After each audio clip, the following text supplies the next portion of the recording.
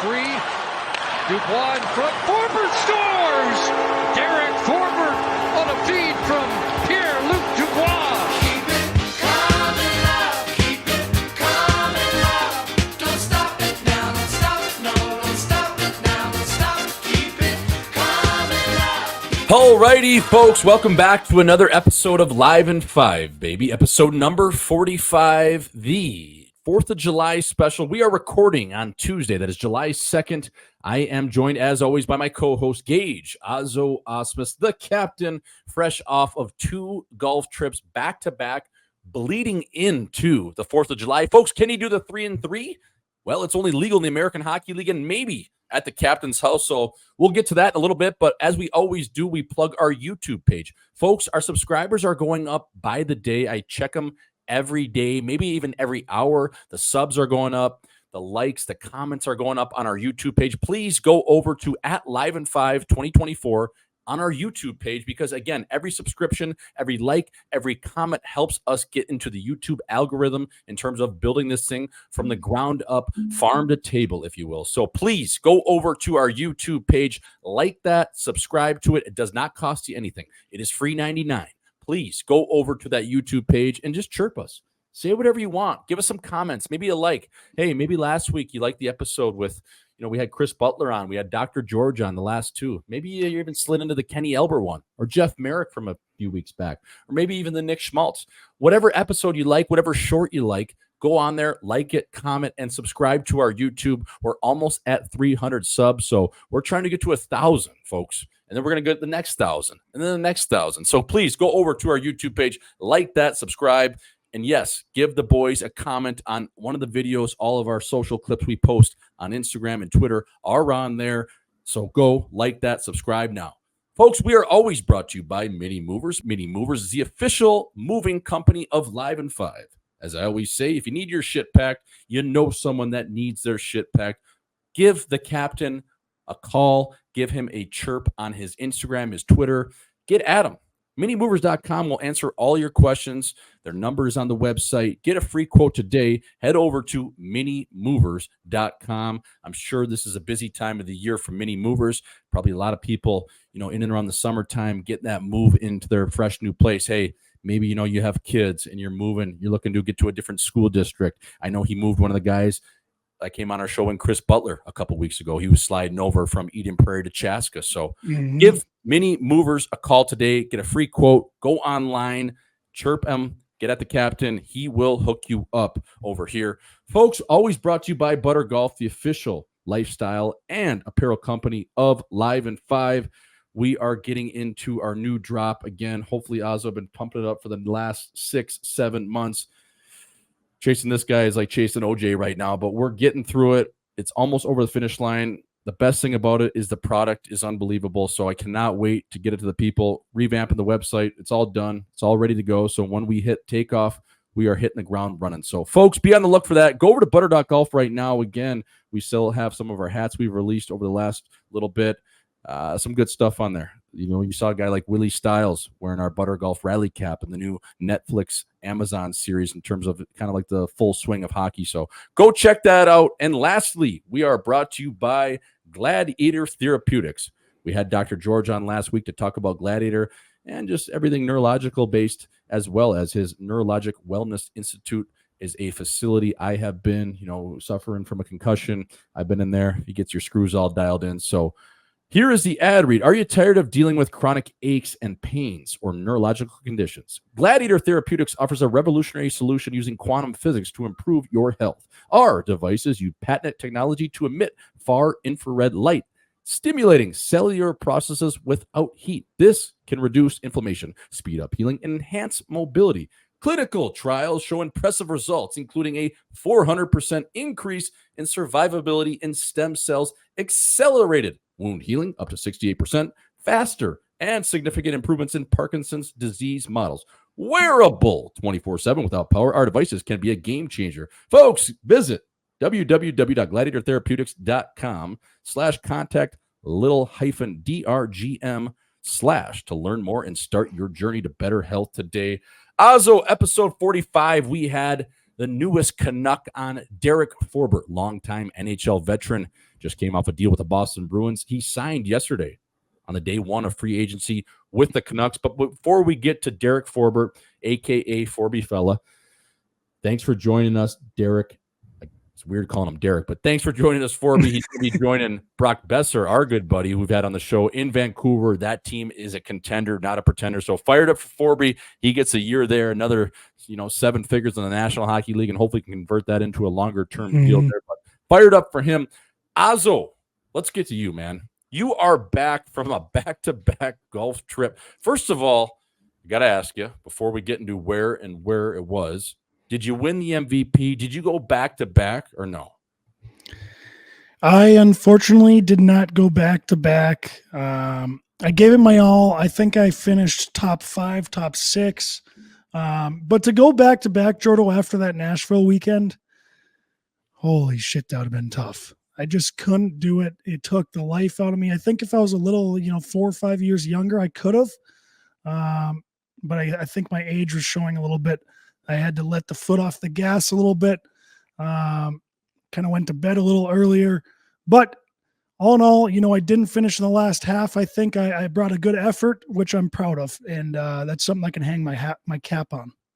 Well, Auzzo, I mean, you going back-to-back, especially on pitching on essentially no days rest, because you go right into a 12-hour shift when you get home on Tuesday, and then Wednesday you're still trying to get your bearings, and Thursday you're off the box and you're going to Coeur d'Alene, Idaho. I mean, to go back-to-back MVPs would be like Jordan 96, 97. Like you would literally, you might have died there in Idaho if you would, because everyone, you're on notice too. All those guys, whether you know it or not, they got word that you were the MVP just 3 days before. So for you to go in there, you'd actually have to play above your skis to earn that title. And at almost 30 years old, Auzzo, you got nothing to fucking prove, man. This is me. This is what I'm going to give you. I'm here, and you're just lucky to have me here. 100%. Nothing to prove. It's nice to be in that position. When I was a little younger, especially on the Sioux golf trip, I think everyone feels like they got something to prove there, which we did. And we still kind of do a little bit. You're still not safe. Yep. It's a beauty off.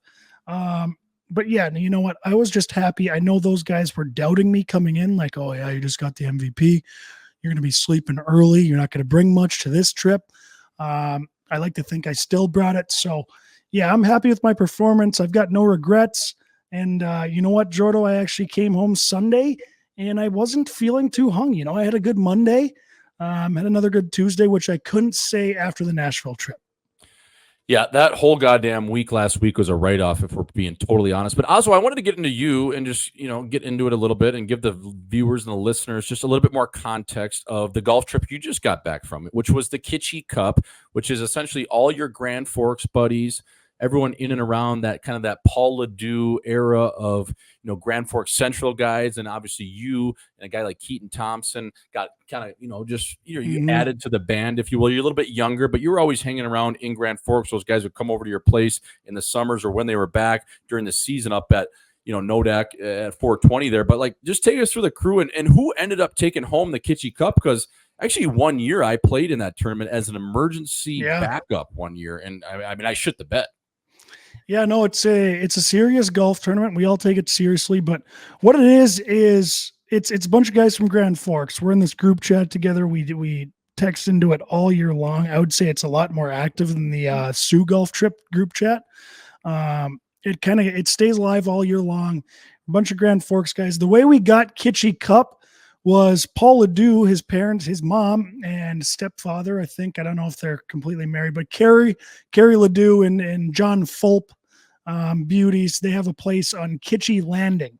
And that is kind of the first spot that we all went to as a group in the summer. So this is a lake spot, and the bay is called Kitschy Bay. They live in a place called Kitschy Landing, so we call it the Kitschy Cup. And we chose Idaho this year, Jordo. It was an unbelievable spot. I will be going back up in Coeur d'Alene. It's majestic up there. It's got a little bit of a Hawaii feel. You kind of feel like you're in Jurassic Park almost. The lakes there are really deep. This lake we stayed on, they actually test U.S. submarines in there. The Navy does, because if you put them in the ocean, apparently sonar can detect them. and they can get shot down. So they put them in this lake and they test them because it's so deep. It's like at the bottom of a mountain, so that it just keeps going down. But this place is unbelievable. We played a couple sick tracks. First one was Circling Raven. I would highly recommend that one. It's the highest rated public golf course in Idaho. And then the second one we played was the Idaho Club, another historic course. Now this course, Jordo, was a little bit Tiger Woods-ish. Like, it wasn't an actual golf course, that it was so hard. It was up in the mountains. It was tight. Every green had like 16 mounds on it. So like every putt was breaking 6 or 7 different times. It felt like you were playing fucking mini putt. I was actually pissed. And they didn't put GPS on their carts, and you don't have service up there. So you can't use a golf app. And of course I lost my golf club. So I didn't have my rangefinder or anything. So you're just guessing on every shot. And it's like, I just paid $250 to play here, and I don't know where to fucking hit the ball. It's bullshit, to be honest, but they're getting new carts next year with GPS in them. So maybe you should go back, but I wasn't going to recommend it to anyone right now. But it was just like, it was like Tiger Woods create a course. Like, it's like, how fucking hard do you want to make it? We were playing scramble, and I think the leader finished at like +3, and it's a 2-man scramble, which normally, the first day we went -2 and the leader was at -4. So I don't know. It was a tough course, but it was a great time. It was unbelievable. The spot we had, the views. Now we've got jokes going back to like almost the high school days. So it's tough to be like, we can get outsiders in, but it's tough for an outsider to come in because we're sharing so many jokes that have been happening over the last 10 some years that it just wouldn't make sense to an outsider. But yeah, I don't know. It's just a great tournament. It was unfortunate that it happened back-to-back weekends, because I honestly wasn't like, usually I'm really pumped going in, Jordo, but this time I was like, oh fuck, I'm scared, like Jesus. Yeah. You're gonna have to talk to and address the planning committee on that one. I don't know if that's, we're not throwing a guy under the bus, that Casey Perper, Paul Ledoux, but back to back. I mean, Jesus Christ. Auzzo, does the Nugget go a little further up there in the mountains? Are you hitting a stock 8-iron? Maybe say normally you hit a far ball at 180. Is it going 190, 200? Yeah. Because that Nugget in that thin air, especially Montana, Idaho, even Colorado, like, she travels, fella. Yeah, the last 3 years we've been to Deadwood, South Dakota, which is kind of up in those Black Hills, and then we went to Breckenridge the year before that, and then this year we went to Idaho. So we've been playing some mountain golf, and the ball it is fun because you feel like a big dick when you're hitting it that far. It makes it a little more fun. It's so funny too, because when you're on some of those holes like you described, especially in the mountains, like, it looks like it might break back up the mountain, but inevitably it's going to go back down the hill. I mean, that's just goddamn science. And you know what I mean? Like, it's always funny when when we play those courses, say like a Weekopaw in AZ, where you're kind of out in the mountains a little bit, and like Fountain Hills kind of tucked up there, and everyone would be like, "What way does it break?" Oh, breaks towards Bottle Blonde. That was always a joke, like, breaks towards Bottle. So it's just like, was there a bar that could break towards, or was it pretty much just, you just had to feel it out? And it's crazy, those putts. So like, it looks like it should go right, but ultimately it's sliding off the shelf, and it fucks with your mind. It fucks with your mind. You're looking at it and you're like, it's, I'm putting uphill here. Yep. But then you look down and it's like, you're down the mountain, and it doesn't make sense. But then you putt it and you're like, holy fuck, it actually was downhill. It doesn't make sense. It always rolls towards down the hill, no matter what you think. And you kind of you have to trust that rather than trusting your eyes, which is weird.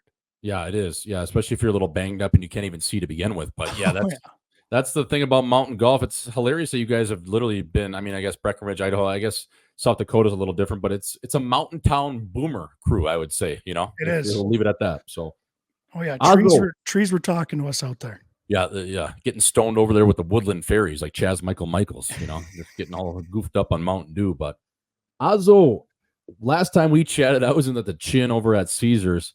It seemed like every hockey guy was in town for the draft this past weekend in Vegas. And like I told you, I wanted to get in and out like a fiddler's elbow. So we did Wednesday night. We recorded. That's the last time we talked.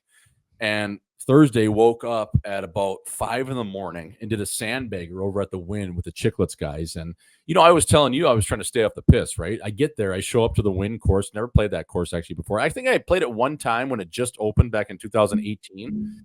And I didn't really remember it though. So we go in there and I haven't teed off at 6:30 in the morning ever. I don't think the earliest I've ever played around is maybe 6:55, 7:30. Like usually I like to get up and kind of feel it, but at that hour, man, you're not awake at all. And we get there and show up and Biz and Witt are there and we're we kind of boozing. I'm drinking a coffee. Gucci had been pre-gaming it. He was down at the Americano, which is the bar at Caesars at 4 in the morning. He set his alarm for, so he's got a nice lather on. We're going over to the Wynn and I'm still kind of hesitant to booze. Not that I don't want to drink, but I didn't have any interest in doing it after having 40 a night in Nashville. I'm kind of good. My kidneys hurt, my liver hurts. It was similar to, you going into this golf trip. So ultimately, there was a birdie made on one and the bar wasn't open yet. So they had these pink Whitney shooters. So sure as shit, I put in a shift from 6 a.m. to 1 p.m.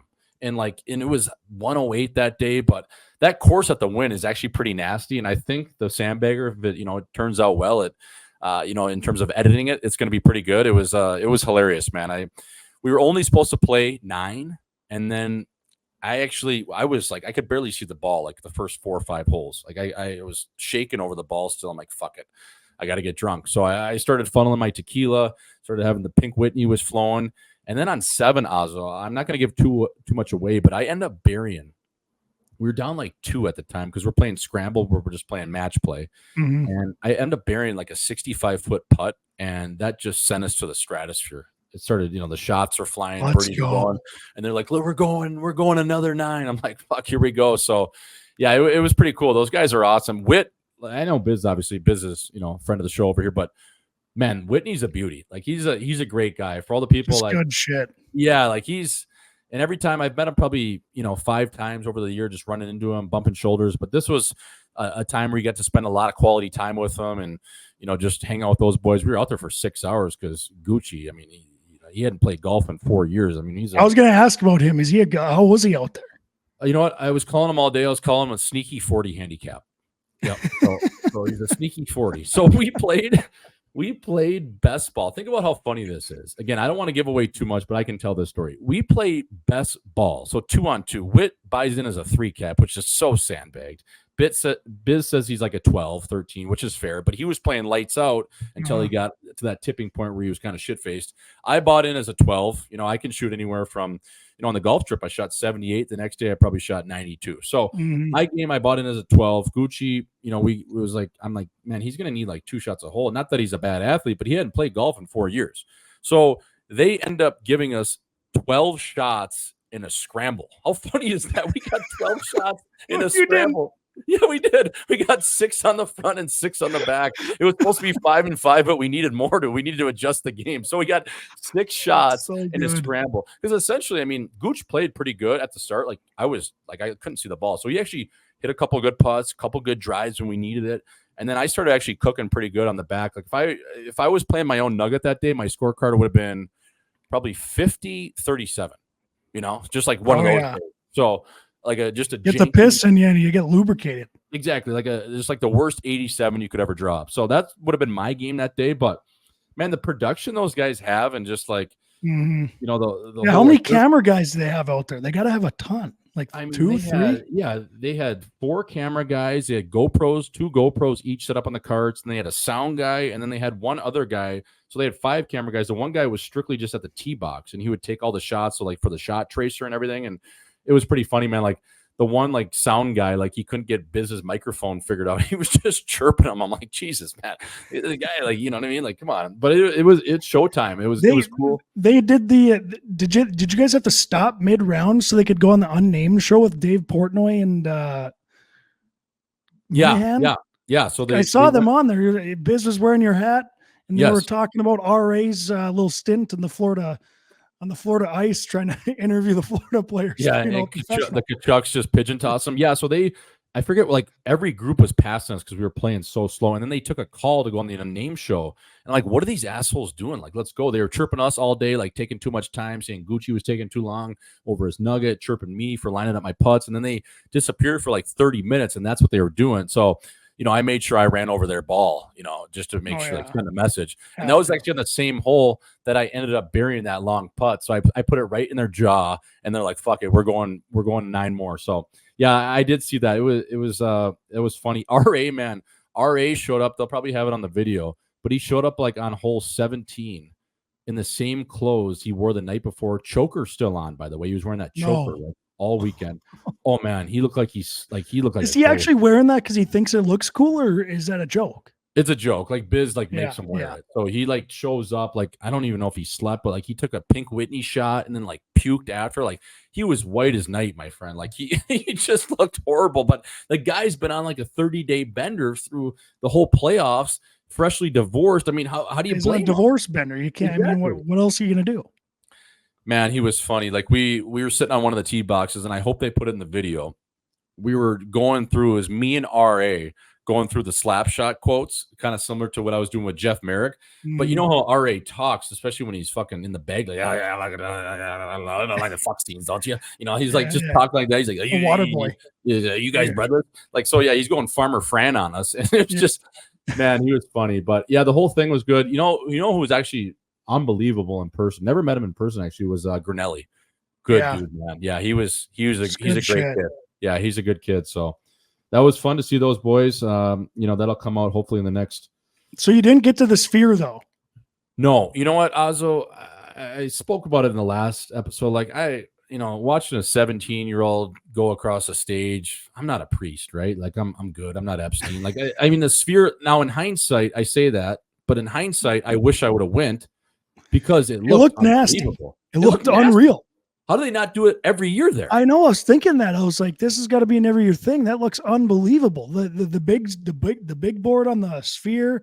I mean, it was incredible. Like most of the time, the NHL and their content and the way they conduct their business is an absolute just miss. Like their content in the summer is just 18 guys getting married and 3 guys dropping to a knee. It's like, all right, fella, like we get it. Guys get married. Like let's get the content. Like let's get some NBA content in here. But in terms of a production and what they did to be the first major sport to do that at the Sphere, that's a win, man. Like that's, you got to tip your cap and give the clicks to Gary Bettman and the boys because they should do that every year there. Like the graphics and like, it looked like it was like virtual reality, man. Like imagine going in there for a concert or even that draft and you take a mushroom chocolate or you're even just drunk. Like too much.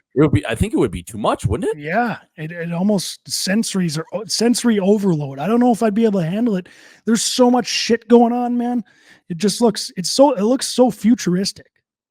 Yeah, it's really cool. And even just like driving by it and playing that Wynn golf course, I was like, they put like a smiley face on it on the outside of it, and then it'll change to like something else. Like we'd be hitting into it on a couple holes. I'm like, what is going on, man? Like this is crazy. Yeah, it's the real deal. I really want to see a concert there, but again, I think I would have to, be on a steady dose of something and make sure it's hitting well before I walk in there because that you could be walking into a dick panic attack.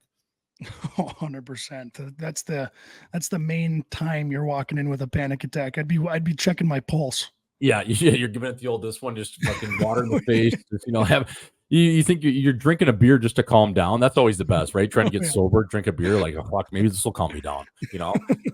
That's always the best. But Auzzo, some of the guys that got drafted, we touched on last week. Obviously, that Sasha Boisvert, or however the hell you pronounce his name, going to North Dakota. He was 18th overall, the Chicago Blackhawks. EJ Emery, our boy, going to come on the pod in the next couple of weeks. New York Rangers, man, what a spot for that kid. I love the bright lights for him. 30th overall, first round, he slides in, so that's huge. I fired up for him. Max Swanson, Pittsburgh, he was picked in the 7th round, 207. Will Zellers, coming into North Dakota, he was a 76 overall, 3rd round pick to the Colorado Avalanche. And we got a shout out to our boy, friend of the show. We haven't had him on, but Bauer Berry got drafted. Couple clicks for Bow, Big Bow, the shit pile himself. That kid, he's been walking around the UND locker room since I can remember. How nuts is that guy got drafted? Yeah, and I think it's a steal too, man. Like he's still grown into his body. Yeah, it's not nuts that he got drafted. It's just like the fact that he's old enough to get drafted because I just know this kid is such a little kid shit pile walking around the Ralph as the coach's son. And now he's just fucking getting drafted. You remember how much Powerade we used to have those cups, those individual cups with our numbers on it. It was like a plastic cup they give you at the start of the year. And we had the fountain of Powerade and water. And the amount of blue and red Powerade that kid would crush was insane. And remember how many of those power bars you'd eat? We'd have like the Cliff bars, and he'd just be mowing them down. It's like, dude, I think you might weigh more than me, and you're like 4 years old right now. He's always been a unit. He's always been like a straight replica of Bubs. Dude, he's got that bowling ball of a head. Like you could punch that thing 10 times, you wouldn't crack the watermelon. And it's just a big old body. But is he going to St. Thomas next year? Or is he going back to the USHL? I don't know that for sure, but I'd like to think he's going into St. Thomas. I'm not positive. Maybe not. I mean, if I could give him advice, I'd say go back to Mesquite. Yeah. Play again in the USHL. It's an unbelievable time. And you got 4 years of college left after that. Yeah. And I just think once that kid grows into his body, gets his craft going a little bit, and he'll get better and play a prominent role for St. Thomas down there in the what do they call it? Are they the Tommies? Is that their name? Yeah, the Tommies with Mason Pullman, a little bit of UND action going on down there. Okay, that's good. So they got the Pooley and the Barry connection down there. But yeah, he was texting me a little bit when he was there in Vegas. And I was like, fella, I'm 30 now, big boy. Just wait. Let's you get to the year 21 or something before we're hanging out. You should pile. So, but no, I love that kid. He's awesome. So shout out to Bauer Barry. Shout out to the whole Barry. Just the family, they're awesome. Even the gals, Sweet Tea and Trap Tea, love those gals. So, Auzzo, hopefully some of these kids coming to UND, what I was thinking is they're not milk drinkers, man. Like, boys, you can have one less protein shake. A beer ain't gonna kill you. Let's get to these development camps. Let's do what we can, and then let's get up to Forks for summer workouts.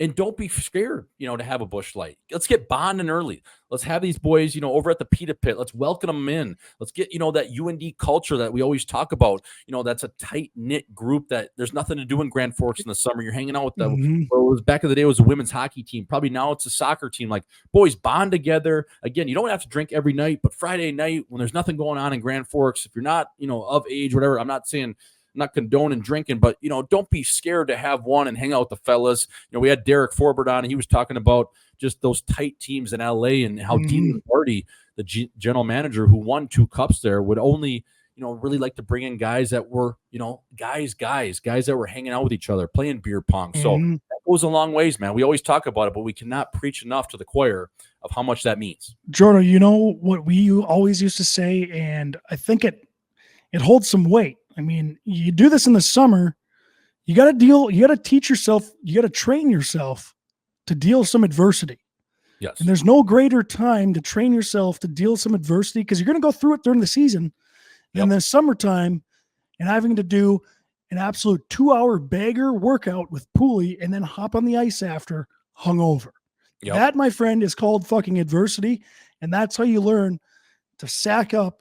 And no matter what you're dealing with, you show up at the rink, you give it your all, and you get better that day. Dude, do you remember those tire workouts we used to do in the dead of the heat? Oh my God. And he would make us run up the bus ramp. Or the worst is when he would set up the obstacle course or the track around the parking lot, and you have to loop around these light poles. And you just do sprints to every light pole with this big ass tire on your back and some shitty chain kind of vest to put it on, and it would just be you're trying to pick the smallest tire, but sometimes it'd be a delusion because it'd be the heaviest tire and you wouldn't know it, and you just get fucked and you're just at 10 yards behind everyone else. Oh God, that was tough. Yeah, that was tough. Those were always Friday because it would always be that was kind of the free play. It would either be a Red Army circuit, which is a 30 on, 30 off, or you go to the hill on the east side and get bagged, or you do the tires, or you do the sprints up the bus ramp. It was just Pooley. That was always his day. But, sometimes the boys couldn't wait until Friday. So we had to have a few on Thursday. And that was what it would be fuck, we can grind this out. Hey, yeah, come over. We'll have a few, play some beer pong, make some burgers, dogs, whatever it is. But yeah, so hopefully those guys can get acclimated and just, everything UND. I mean, there's no better place to be if you're that age, especially just up there with the fellas hanging out. It just takes away all the distractions and it just channels them into what's important and what's in front of you. and that is Sioux hockey. Focused on a big season, take some bullshit online class to kind of kill some time during the day, and that's about it, man. So fired up for those kids. You got the world by the goddamn balls. Auzzo, we're going to go over to NHL free agency again. We mentioned it coming on today. Derek Forbort signed a 1-year ticket at 1.5 with the Vancouver Canucks, coming over from 3 years in Boston. One guy I wanted to mention, Jason Zucker. What's this guy paying his agent? 30%? Another year, 1 year, 5 bananas. Now, I don't know his stats, but he had like 30 points last year, and I'm pretty sure the year after, the year before, he had like 30. Like, how does this guy, I mean, good for him, but how does he keep getting 5 bananas a year? Like, who is this guy's agent? I need him for my agent. I know, it's unbelievable. And nothing against Zucker. I mean, great for him getting the bag. I mean, you end up in Buffalo, but God damn it. Yeah, I was looking at that. I was like, holy fuck, how is he signing this deal? He's got to be a great, like, is he a good locker room guy? Like, does he just schmooze the upper management or what's going on? He's got to be doing something right. He's got to be doing something right. I mean, this year he had 31 points. The year before he had 27 goals. So it makes sense why the Coyotes gave him, 5 and a hook or whatever it was. But years prior, like 17 points in 41 games. The year before that was 38 games played, 18 points. And not like crazy numbers in the playoffs either. Like, I'm just thinking, I know he's got to go to the chin of Buffalo, and you're not going to see the sun from October to by the time you check out in April. But holy fuck, man, 5 bananas, good for him. So whoever his agent is, give me a call because I would like to talk to you. Auzzo, another one I wanted to mention just in terms of free agency before we get to the teams and the breakdowns was you get a guy like Steven Stamkos. And the one thing, whatever you want to say about how it went down, the offer, was it disrespectful, this and that, you just look at from a pure outsider's perspective.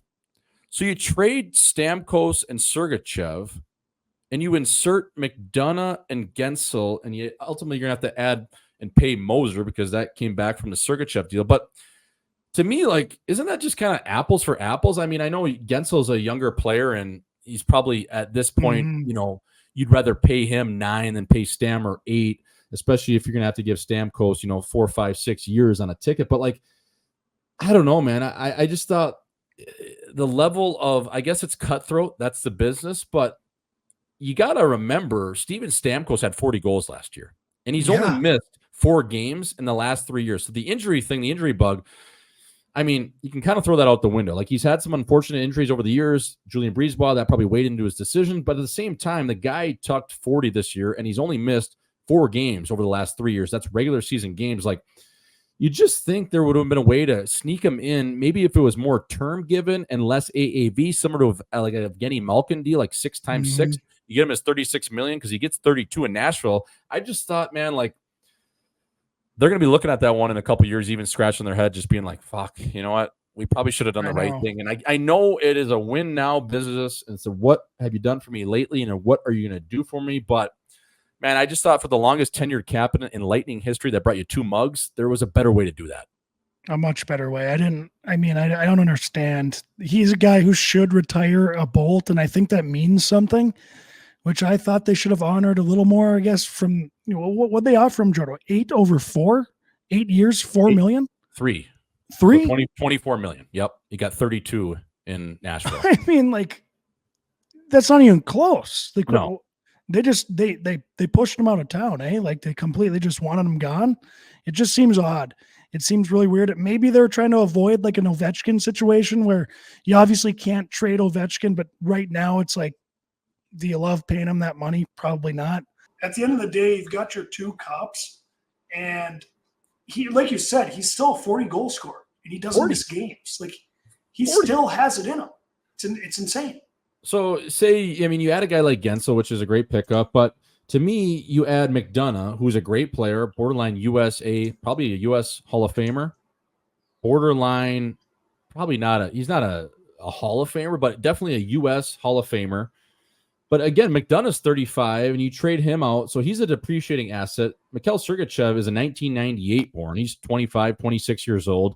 You swap those guys, so that, to me, seems like kind of going the other way. And then you get rid of Stamkos and you provide a little bit of youth with Gensel. To me, that's like apples to apples at that point with Stamkos and Sergachev versus McDonough and Gensel, right? Like, you trade in a younger defenseman for an older defenseman, and you get a younger forward and you ship out your longest tenured captain. I don't know. I thought there was a way with Brisebois to do that, to do business better, and ultimately it leads Stammer to Nashville. And I want to get to Nashville with the no state tax. I mean, you got Brady Shea, which is a great pickup, 7x7, similar situation. Jonathan Marshall show. Little disrespect maybe from Vegas. Maybe they weren't willing to give him term money.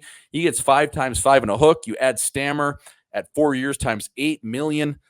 That team, now they're looking pretty good. Like they go to a contender. They got a lot of leadership. They got cup winners. Brady Shea still in his prime. Like I really like that team. I think they might need to add a right shot PP guy. I don't know if that's Tony D'Angelo that can come in and do that, because right now they got that Carrier and Fabro. I don't love both those guys on the power play. Again, you have Yossi. Shea can play the power play, but I would like to see a right-hander up there, maybe on the first or second unit. So they'll have to add maybe one more defenseman that can play in the top 4 or 5. But if you're looking at Nashville, and we were just there, like, man, that city, I can totally see why those guys wanted to go there, because that might be my top 3 in the league. Just with like Broadway and the rink right there, it's crazy. It's unreal. And you can, I feel like as a player there, you can kind of hide in a place too. You can probably find a spot where you're not like out in the open. And I don't know, man, that's definitely, like, if you look at weather, you look at income tax, you look at where you're going to live, no where media. you're playing. They get good fans right downtown. There's probably good food there, obviously good music, good bars. I mean, yeah, I that's not crazy at all to say that's a top 3 spot in the national destination wise. And there's no media. You're answering to the Tennessee Gazette. Who gives a fuck? No. You got one writer standing there, not 10 or 20 or 40. Yeah, you don't have those crazy guys just trying to get you to say something stupid and write about it. Right. For probably the first half of the year, nobody even gives a fuck about hockey because they're all watching Titans football. Yeah. And then it rolls into playoff time, and there's no better time of year, and you're not getting that negative media attention. Everyone's on your side wanting you to win. So to me, you see why a guy like Factor O'Reilly ended up signing there instead of Toronto. You see Stamkos, that was his number 1 option outside of Tampa Bay. Marcia Show coming from Vegas. Like, to me, like you can't beat that spot. And those two guys they got some chips on their shoulders too, Jordo. Yes, they do. Marchessault and Stammer, they got to have a little chip on their shoulder. I don't love signing older guys who have kind of they've got their rings. They might mail it in. I don't think these guys are going to mail it in. They're a little pissed off. Oh no, they're super pissed off, and that probably went into why Barry Trotz wanted to bring them into the fold, because these guys, even with their resumes and winning pedigree, they still want to win, and they want to shove it back in those GM's face and teams and say, "Fuck you! I'm going to score 40 next year, and I'm going to get you at least 30 for the next 3." Right? So those are like 2 goal scorers that can really contribute to a team. And man, you add both those guys to your top 2 lines, and even if they get you 25, 30 goals, like, holy shit, like that team they're in the mix. Like, they're good. They got a good goalie. They got Philip Forsberg is one of the more underrated players, right? Yeah, I mean, they're going to be a contender for sure. I think they had the best free agency day. Yep. Yeah. Who else is even close? I had them and the Devils. I thought the Devils had some sneaky pickups. I thought they had Brendan Dillon, Pesci. That's a 1-2 punch of the defense. You can't teach hard-nosed defensemen, especially they can move the puck pretty well. They had a guy like Stefan Nosen. So I thought the Devils got a lot better. I even thought a sneaky pickup was Jeff Skinner, 1x3 in Edmonton. Another guy that's going to have a chip on his shoulder that get you 30 goals, right? Add him into the middle 6. Power play number 2, probably, maybe 1.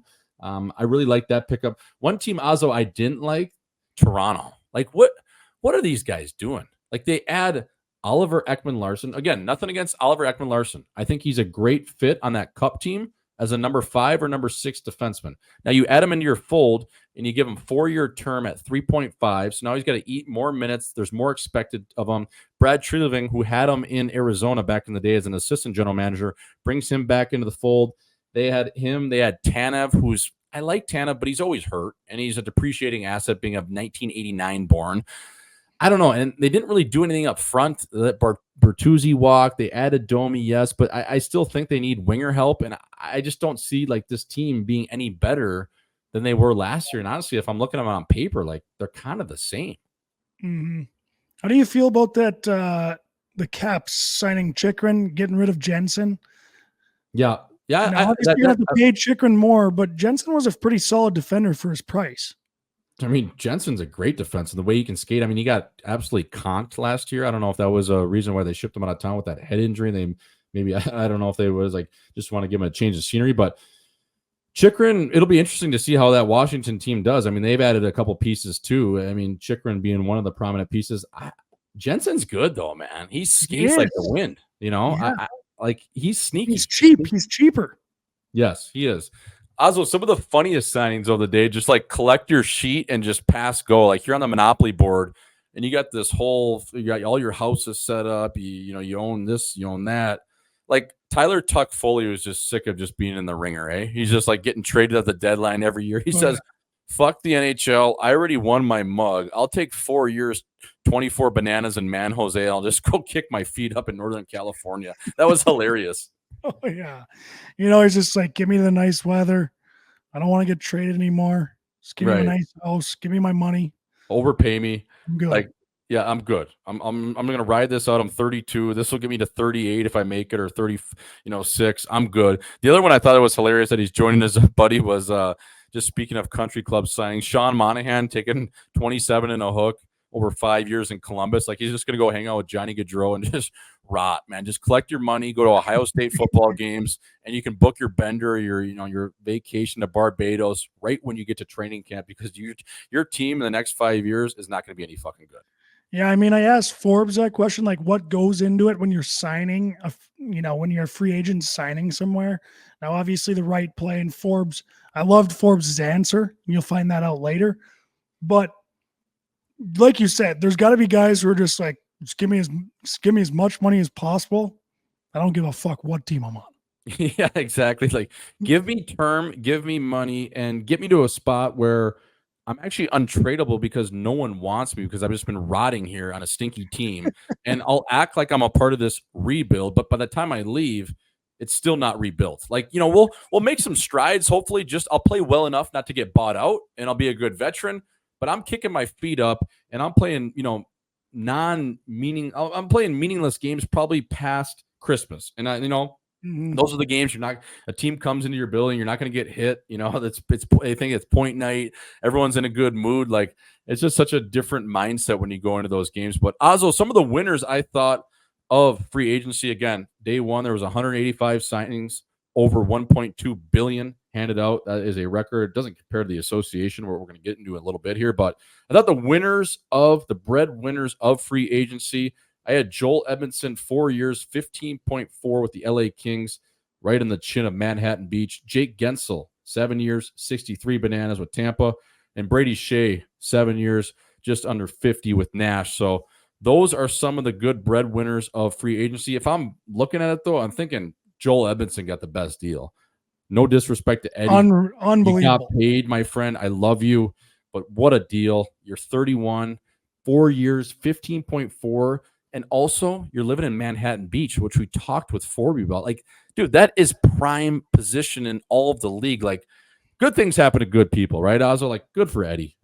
Yeah, great for him. And yeah, I mean, fucking Manhattan Beach, Hermosa Beach, playing for the Kings. It's top two, and it ain't number two, Jordo.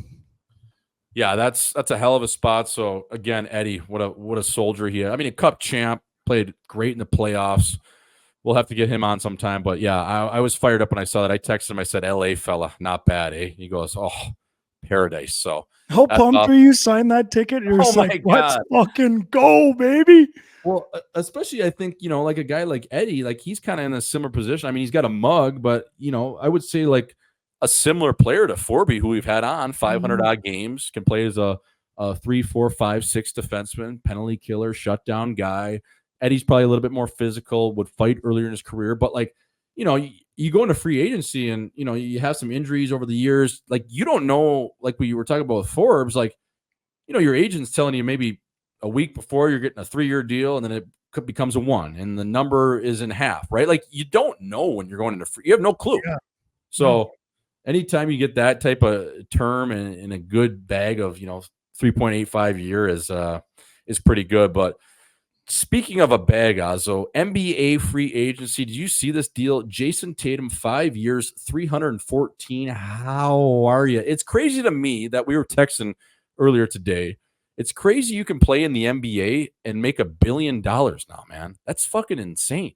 It's insane. I don't fully understand it. Now I get that there's less players on the team, so obviously, the money is spread differently than a hockey team. But the fact that they're able to pay that much more, their TV deal must just be insane. I don't know how they afford it. Like we were talking about this, Jordo. I think Jason Tatum is going to make more next year than the entire roster of the Anaheim Ducks. Yes, I mean, that's a crazy stat. insane. That's insane. It doesn't even make sense. I don't know how they afford it, but I guess, man, there's, it's a party. Everyone likes watching it. Everyone can play basketball too. You just need a ball, you need a hoop. Everyone's played it. So I don't know, man. I mean, if you're an athlete in America, because like half these guys growing up, you're an athlete in America. A lot of them have a choice between, baseball, football, or basketball, and they all choose one or the other. How do you not just go all in on basketball now? I mean, longevity. The biggest thing for me is you're never getting hit. And the other thing is if you have a choice between baseball and basketball, well, I don't have to play 162 games a year and I get my summers off. So clearly the choice is the NBA. I can't even fathom the thought of making $1 billion playing basketball, because a lot of these guys are going to do that also because the cap is only going up, and it's projected with their new TV deals in the next 3 or 4 years. Guys are going to be making close to 100 a year. 100. And all you have to do is play 10 years to get to $1 billion. Right. And you're signing 5-year deals at 300. I mean, and then whatever you invest, as long as you don't throw it all up your nose or waste it on hookers or your side pieces or, the neighborhood, like, man, it's all time. Like you just can't beat that league. And the last little bit I want to touch on was just Klay Thompson to the Mavericks. I think he signed a 3-year deal right around 50 bananas. Again, he took a pay cut to go there. But to me, Klay Thompson, I think if he can go to the Mavericks and just be like a 6-man, would he be able to accept that role? Like a Lou Williams coming off the bench where, you're a starter on paper. You're going to play about 25 to 28 minutes a night, but we're going to bring you actually off the bench. So you're going to play like a starter, but we're going to give you that 6-man matchup, and you can come in and just splash in the corner, because I think the days of Klay playing, 35 minutes is I don't think his body can hold up to it, man. No. And yeah, I don't know. That's the worry with these guys. When you sign guys like a Russell Westbrook or a James Harden, or, any of these guys who are kind of established, but they're on the decline. Like I think Klay is, it's hard for them. They all got pride. They all think they're a starter. They've been the starter and all-star in the league for however many years. I just don't know, like, how a guy like that, like, sets his pride aside and he's like, yeah, I'll come off the bench. No problem. Like, it just seems like, do those guys have that in them? Yeah, it becomes an ego thing at that point. It's like, I don't know if they're willing to accept that, but we'll see. You had one splash brother in the corner there. He turned down 20, I think, from Golden State because he was just like felt disrespected, and obviously that's his choice. But I do like him there with Kyrie swerving, being able to kick it out to the corner. If he can just spot up, knock down shots, you have Luka there. So it'll be interesting to see.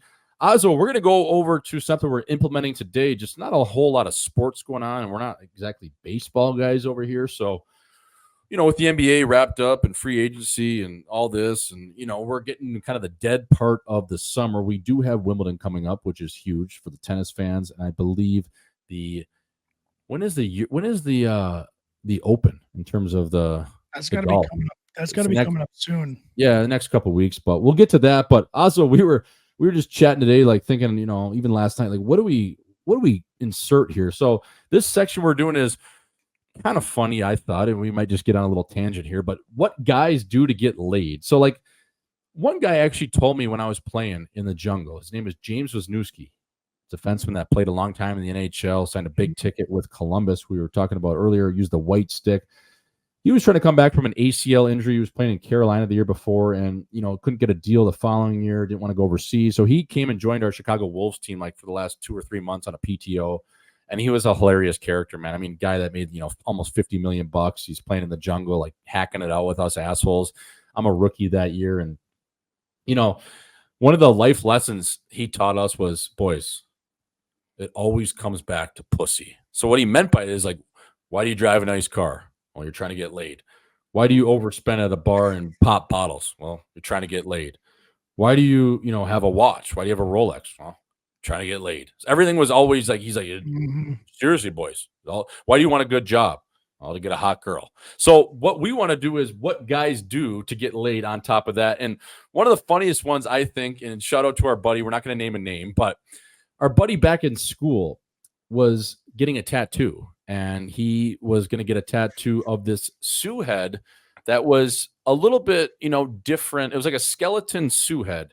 And the girl that made it, shout out to Bria Wiki, who actually did some butter golf work for me. She's an artist. She had made this really cool skeletal Sioux head that, she had done a bunch of artwork for. It wasn't, like the normal one you see, but it was cool. It had like a skeleton look. And one of our buddies, I think actually the only reason why he got this Sioux head instead of a normal one, because he thought he was going to bang her.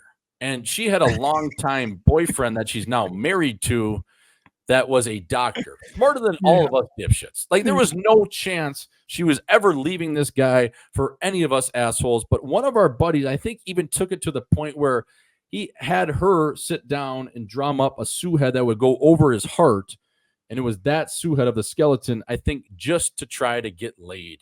And 100%. that is something that guys will do to try to get pussy. So it's so funny. The other one we had written down, Auzzo, was going to therapy just to tell chicks that there's some depth to you. So like on a first date, like you can throw it out there, right? Oh yeah. No, I'm seeing someone for my. No, I got nothing wrong. Got nothing wrong with me. I just like working on myself. I like thinking. I like having power over my thoughts. And that's the only reason.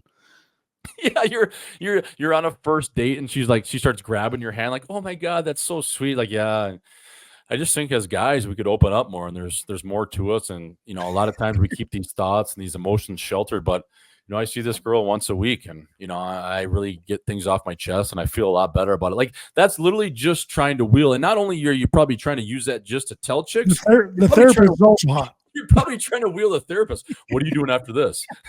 We grab a drink. Oh, you're really helping me. I don't want this session to end. You want to grab a beer? So again, we're not going to name this buddy, but we had another buddy that went to therapy. He went to couples therapy last year because he got caught cheating on his girl. So she drags him to couples therapy. It was the only way that she was going to maybe end up staying with him. So she's like, I'm, moving out, I'm, breaking up with you. Like, hold on, what can we do to fix this? So she comes up with this idea of taking him to couples therapy. So they go to a couple sessions, maybe 2 or 3, and he's texting the boys on the side about it, saying, like one day, like he went in after a golf round, he was like 8 drinks deep. The other day he took like an edible. So what exactly is the point of going to therapy? So you're literally just doing it on paper to make this girl stay with you, Auzzo. Like, it's all time. It's unbelievable. And then, Jordan, one of my favorite ones is greasing the bouncer to get into a bar, even if the line is 5 people deep. You don't want to get in this bar, but you're like, I can't be seen standing in line. I gotta give this bouncer a 20 to get in before these other 4 people. Yeah, exactly. It's 100%. You got some chicks with you, like, you don't really know them that well, but you're just gonna grease a bouncer and like give them, hopefully $40 works, instead of 20. And it's like, dude, you got in like 4 minutes before everyone else. You're at a bar on a Thursday, dude. There's nobody here. Yeah. And then another one of my favorites is everyone knows those Instagram girls who like sell like serums and shit and like makeup and like, lotions or whatever. It's kind of a pyramid scheme, but they sell it on their Instagram story. And I've talked to a couple of these girls. I'm like, who the fuck's buying this stuff? Well, some girls, you'd be surprised. A lot of guys are DMing me about it. I'm like, yeah, they're trying to fucking wheel you. Yeah, exactly. Like that's you're DMing her about the skincare products she's selling. Like, would it work for me? I've had a couple of pimples lately. I got some acne. Oh my God, yeah. Like, this foam would be great for you if you use it in the shower. Okay, I'll take 6 of those. I'm having a tough time sleeping. Does that night serum actually work, or what's in that? Oh, the best one though is when the guy throws his card down at the club just to try to bang the bottle service girl. Like, those girls don't get off until 6 a.m, and they just string you along for the tip. Like, they got you by the goddamn, they got your fucking, you're wrapped around their finger. Oh yeah. And you're sitting there and you're like, chatting them up because, like they're asking if you want another bottle, or if they want to make shots with your bottle, and you're telling them, yeah, let's get the sparklers going. Let's get another bottle of champagne. They'll tell you like, can I make you a drink? Like, yeah, but you have to have one with me. And they'll be like, well, I can only drink champagne. You're like, yeah, ace of spades for sure. That's another 5K. It's like, you know what I mean? It's like so funny. Bring the ace of spades out. Yeah. And then they tell you what time they get off. And then all of a sudden it gets to 3 a.m. and the lights come on and they're nowhere to be found, and the tip is already built in there. And oh my God, that is so good. It's just like what guys do to try to bang chicks. That never works. It's all pathetic. It's never hilarious. works. Oh, it's great. It's like going anywhere. I mean, even a hairstylist, you got a hot hairstylist. Like, I don't need a haircut, but I'm going in. You're going in bi-weekly just to get your sideburns trimmed by this girl that you think you're going to bang. She's married, You think you're going to be the one to peel no her back from her chance. husband. Yeah, you're tipping her. It's a $40 haircut. You're tipping another 40 on top of it. Yeah, it's no big deal. You work hard. It's so funny, man. It's like even like you're like a young dad, say you're like 30 or 35, whatever. You're trying to hire like the hottest babysitter that's like 23 in college. Like I got a shot at her, well, in case this thing goes south, I can call her up. Like, always got to have a backup plan, plan B. Yeah, you always tell you. You're paying her $1,000 a week. She's coming over for like 5 hours total. It's like, oh my God, dude, just anything to wheel. So we wanted to just shine some light on that, fellas. Keep bootstrapping it out there. Auzzo. One hitters with the captain coming off your chin right now. 4th of July special. It is the 4th of July activities. I want you to rank them. So I'm going to give you all the options first, and I want you to rank them 1 through 5 I have here for you. So the first one, on the lake at the cabin with the family. That's number 1. Number 2, ball game at the park. 75 and sunny, sitting there, crushing a dog, hanging out at your favorite ballpark. Number 3, an elite fireworks show where we're talking a 45-minute show. You pull up the beers, you got the old blanket, you sit down at a park or it's in your backyard and you're just watching an unbelievable fireworks show. Mm-hmm. Number 4, I had the beer Olympics with your best buddy. So you're playing all the beer games. You got beer die, beer darts, flip cup, you got beer pong, you got let's say we'll call it bunker, you got Silver War, you got all the beer games going, and best buddies hanging out by the pool. And then the last one, a country concert at an amphitheater at night, maybe the late Toby Keith, Red, White, and Blue. You got Kenny Chesney, American Kids, Al Dean. So those are the 5 options. Again, on the lake at the cabin with your fam, ball game 75 and sunny, fireworks show, elite fireworks show. You got the beer Olympics and country concert. Rank those 1 through 5 for me, brother. This is the 4th of July activity special. Oh man, this is tough. Well, I know, it's weird because my list right now would be different than it normally is. So I'm just going to go normal. Like I'm going to go on average over time, not just this 4th of July, because this 4th of July, I'm coming in I'm limping a little bit. Right. Yeah. You're playing hurt. But number 1, I don't want to sound like a beauty, but number 1 for me is always going to be beer Olympics with the best buddies around the pool. Yep. Doesn't get better than that. Doesn't get better with, tipping a few back with your best buddies. Second, I'm going to go country concert at night, especially if it's a guy like Toby Keith, someone's got American song. That's American to me. Country concerts, they're singing American songs, it's all the lyrics, just a good feel good out there. Third, I'm going cabin with the family. Yep. Always a great time with the family, especially you got a beauty family. You're still tipping them back out there. You're having a great time. And being on the lake doesn't get better than that. And then my 4th is going to be ballpark. Ballpark would be a great time. It brings you back to the Sandlot days. I love that movie. They're playing baseball underneath the light show. Unbelievable shit. One of the best movie scenes there is. And then the 5th, I'm going to have to go elite fireworks show. Obviously, those are great, but that's coming into the 5th seed right now. And it's only because I feel like you can catch that at a lot of places, especially, some of the cities that host those fireworks shows, Jordo, they're all time, but the best fireworks shows are when you're in the middle of the lake and everyone starts firing off fireworks at the same time and they're just going off all around you. Such a good feeling. Here's my thing with fireworks, Auzzo. Like, they're cool for like 5 minutes, and then it's just the same fucking thing for like 25 minutes. I'm like, all right, I'm good. I never got really like my rocks off or amused by a long fireworks show. Does that check out, or is that Yeah, no, 100%. right? It's the Like same shit. I can go to a Twins game on a Friday, and if they win, there's a pretty good fireworks show. It's 10 Yeah. minutes, 15 minutes, right? Yeah. Like, I don't know. I think it's something to be said, like you said, if you have someone lighten them off. It's kind of funny. Like It's way more fun when you got someone that lighten them off. right. I saw a meme, Jordan, was like, someone or someone out there has no idea it is their last weekend without 10 fingers. Yes. Like It's it's true. just so dangerous. Like that's such. Remember that Jason Pierre-Paul back in the day? Yes. JPP, the DN Yeah. for the Giants. He got like Now he's got like literally two. lost. Now he's got a club. Yes, he'd have to wear the club because he lost a ton of money on a contract because he blew his fucking fingers off with fireworks. Because everyone lighting those things is shit faced. They're all lit up too. Oh, 100% they are. There's no better way to do it. Oh my god! All right, moving right along. I like that list. I agree with it. Number 2, who do we think wins this year's Nathan's hot dog eating competition? Auzzo, I'm going to be boots on the ground for this again. Joey Chestnut will not be there. Sad. But I'm going to go there, be boots on the ground on the iconic Coney Island on Thursday, July 4th. So here are the betting odds, Auzzo. I don't know a ton about these guys, but I'm going to give them to you, and I want you to make a decision. So number 1, the favorite, Jeffrey Esper. He's minus 120. Age 49. His personal best is 51 hot dogs and buns. Again, Chestnut's record is 76. He finished second last year. So Jeffrey Esper, personal best, 51 hot dogs, is the favorite. He is minus 120. Coming up to 2-hole is James Webb. That is a 35-year-old at plus 200.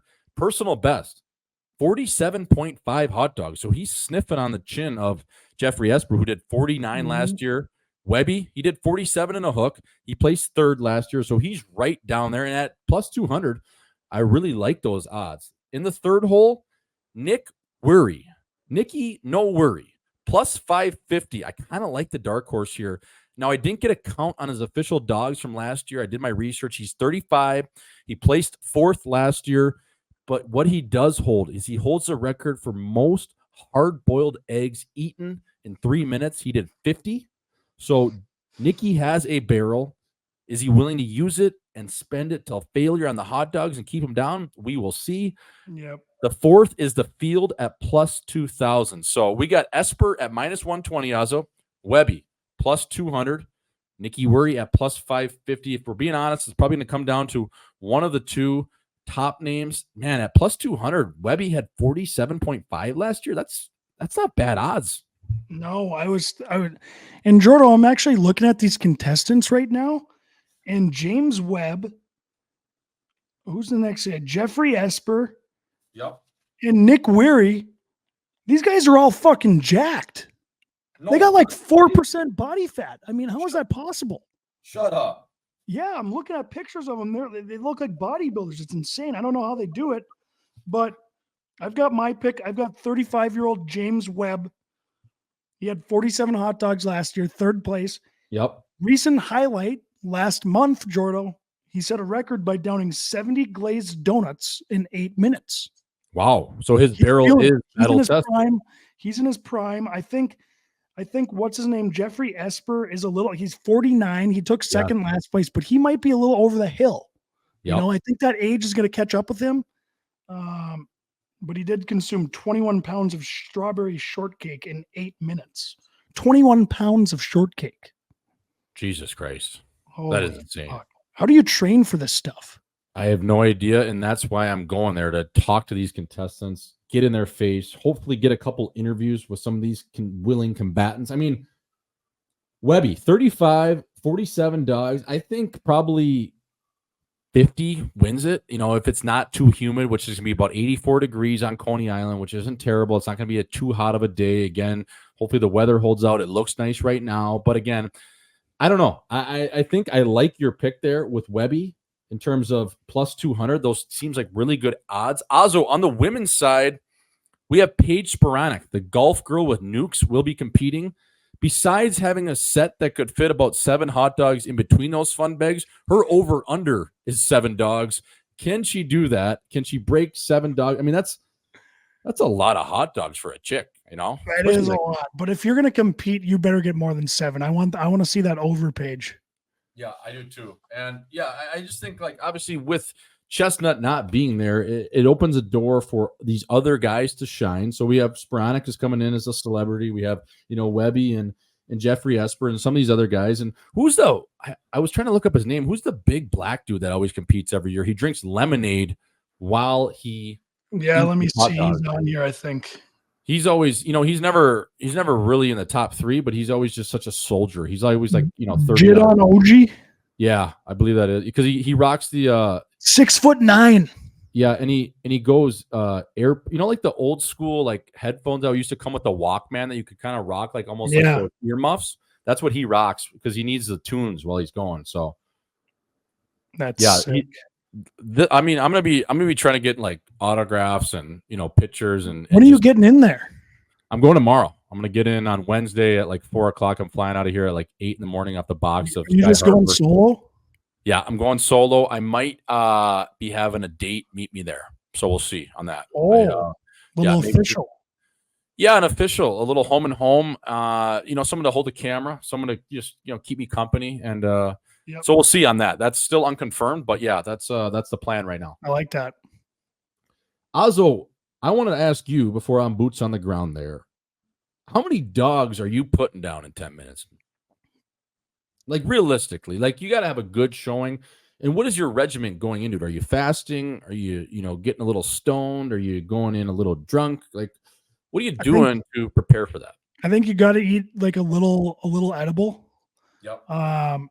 Like probably like 2.5 hours before, and then you're coming in firing because you're just starving.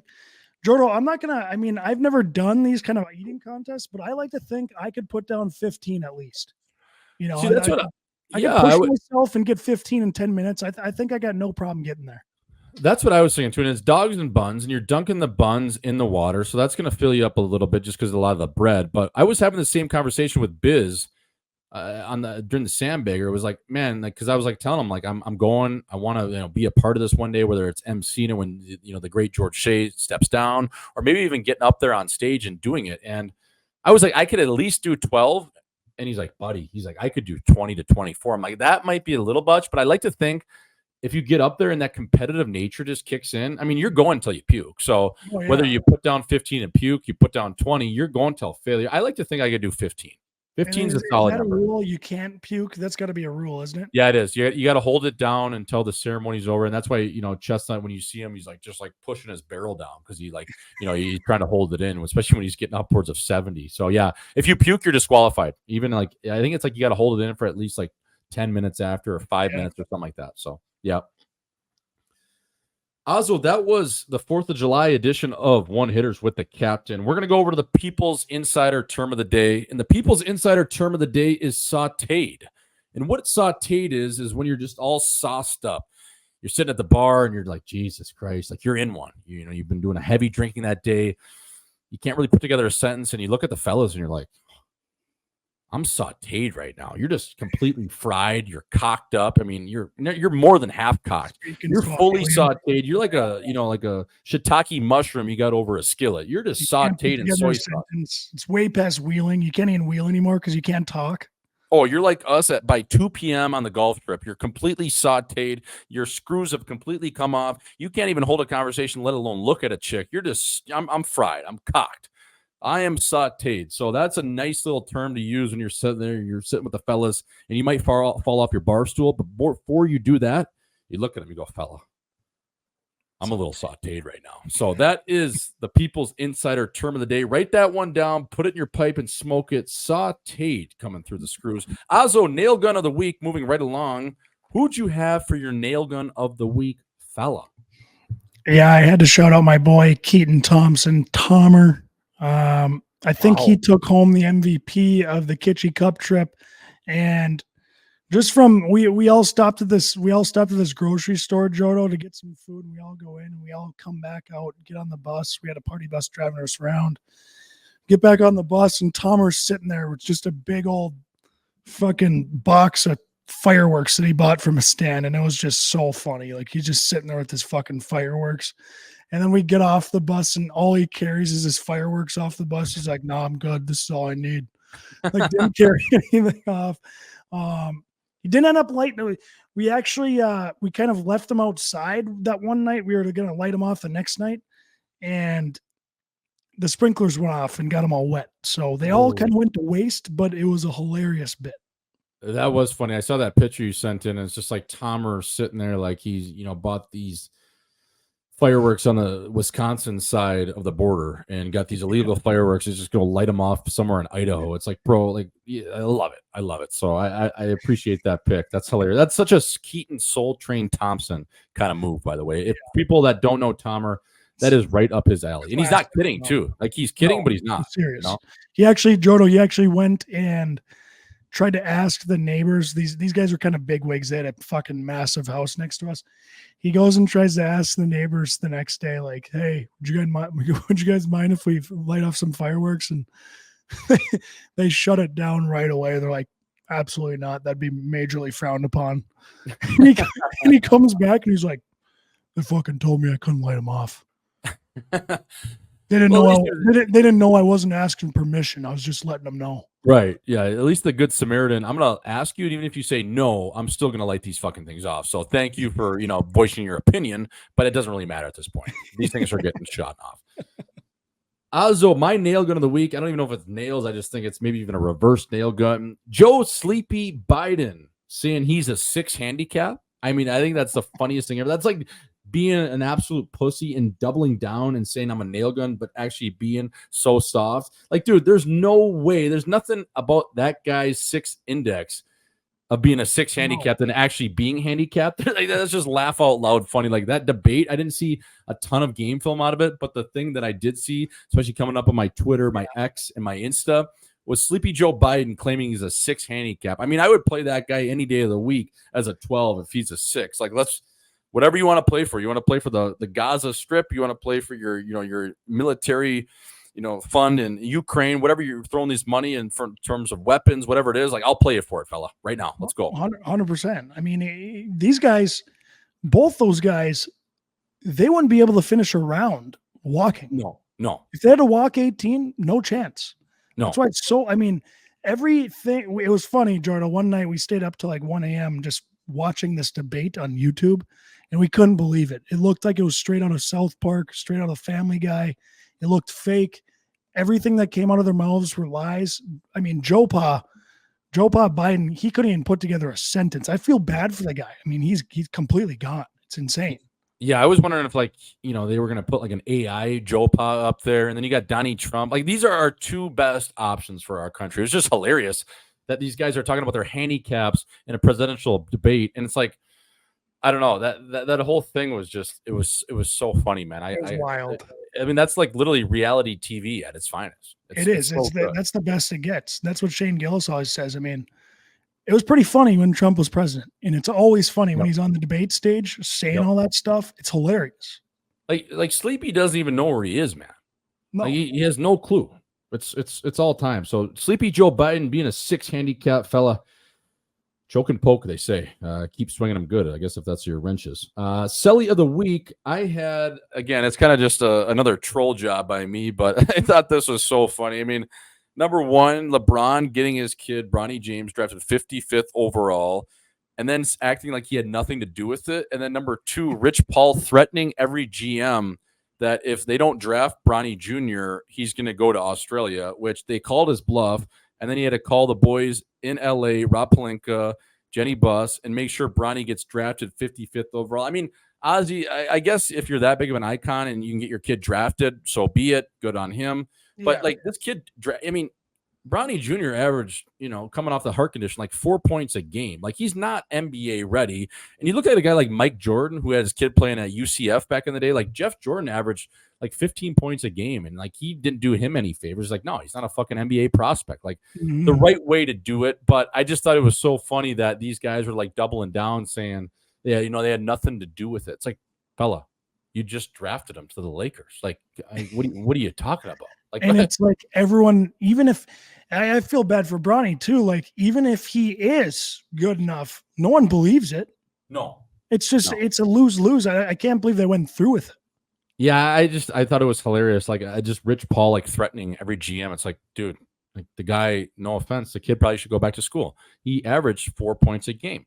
If he goes and plays another year and he works on his craft and he's in a good environment, man, maybe he could pop off and then he could be a late first round pick, whatever he is. But like to just put that external pressure on a guy that, a young kid going through a lot, and especially your dad being LeBron, I just thought there was it's so funny. And like, even the interviews coming out, like, did you ever plan on playing with your kid, or vice versa? Do you ever plan on playing with your dad? And they're like saying no. It's like, boys, you can just say yes. It's okay. Oh, Your yeah. dad is arguably the greatest player to ever play. He has that pull. So that was my Celly of the week. Bronny Jr. going 55th overall. Auzzo, what'd you have, fella? Yeah, I want to give a shout out to the Kitchie Cup winners, Brock Amundsen, Brady Johnson. They won the cup. They had taken second the last 3 years. They finally got first this year. And man, did they give it. They drank plenty of beers out of the cup. They sellied right. They did it right. I think they're the two drunkest guys at the house on Saturday night, which is great for them. We love seeing it.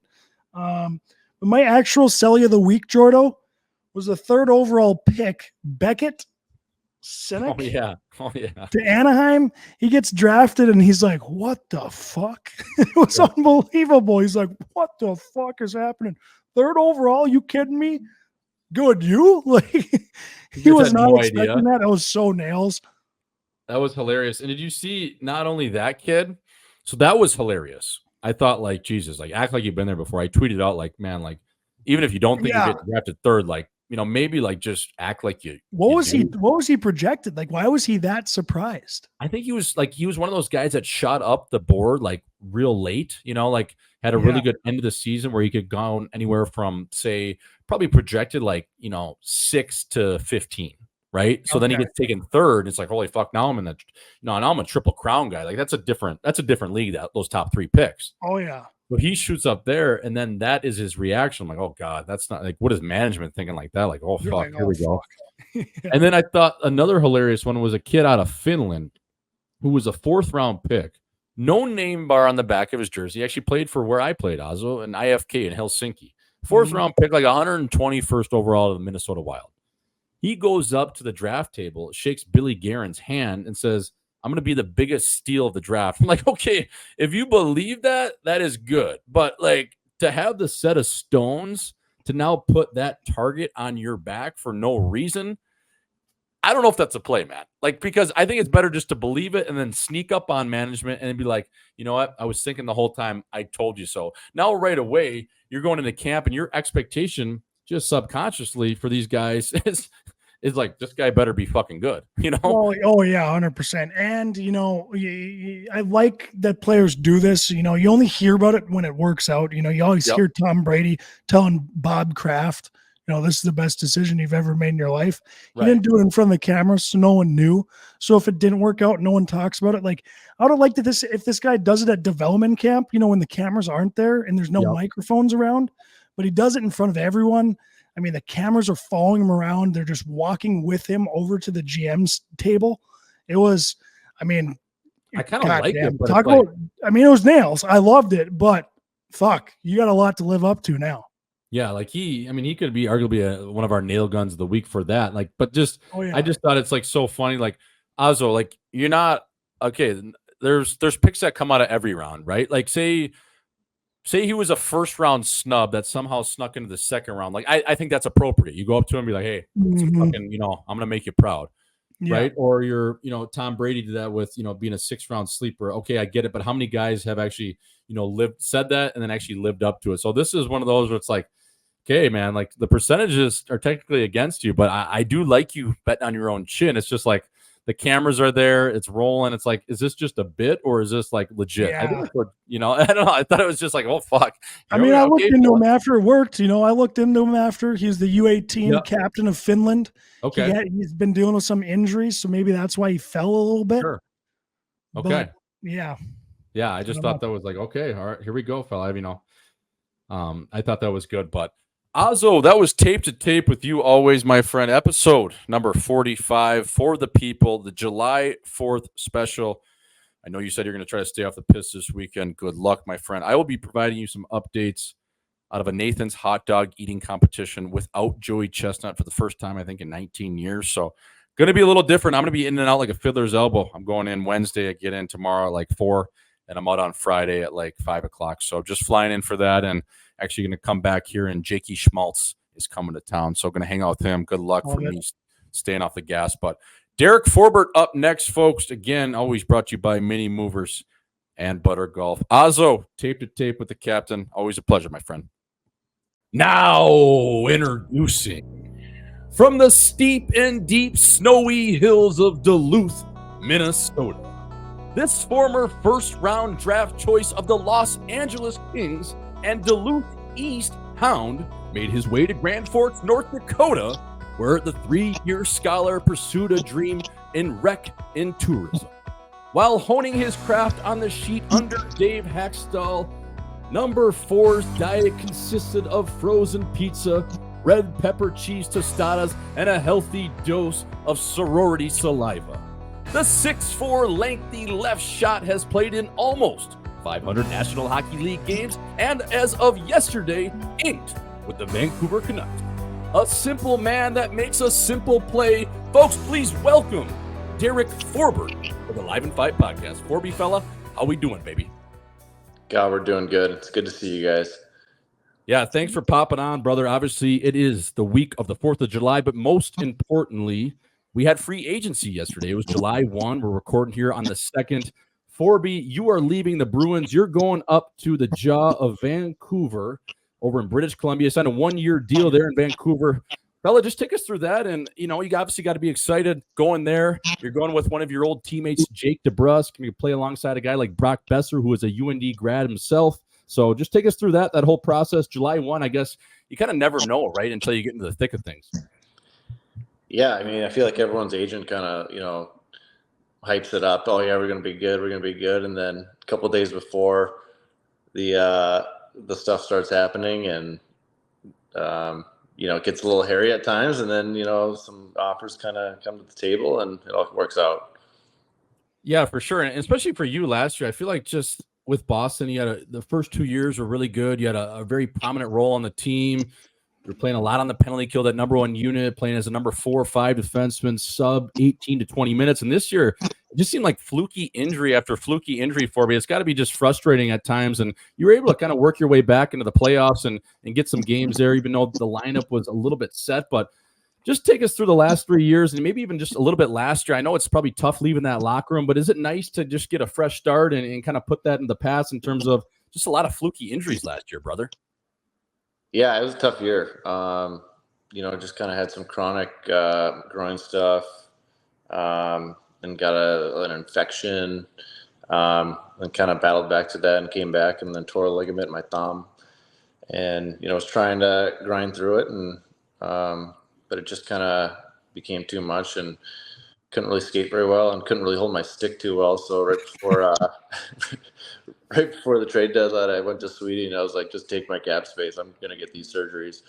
And just to kind of help the boys, I didn't really feel like I was doing much to help. So got the surgeries, was able to come back a lot quicker than anticipated, which was nice, and got a couple of playoff games in. But yeah, I mean, it wasn't really how I wanted to end my time in Boston, but what a fun place to play.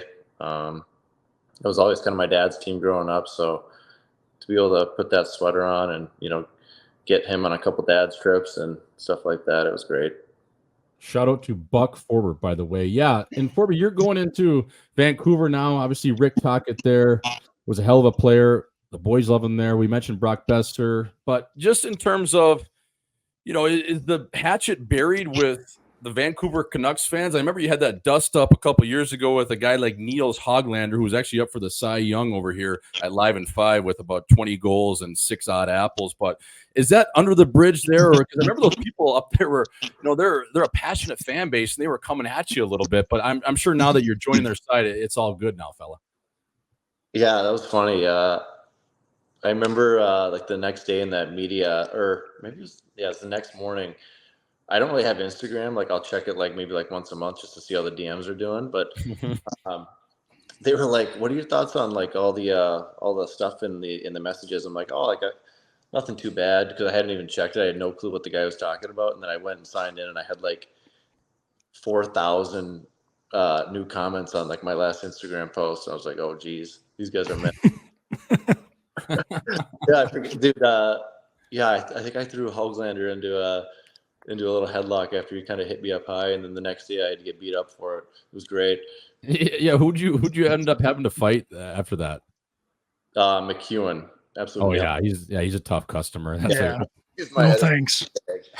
Yeah, I was gonna say a good chin throws both ways, but Forby, I just wanted to ask you. You had a hilarious story. Another just little nugget on Vancouver was, I think it was during the bubble, and I'm pretty sure you're playing for Calgary at the time, maybe Winnipeg.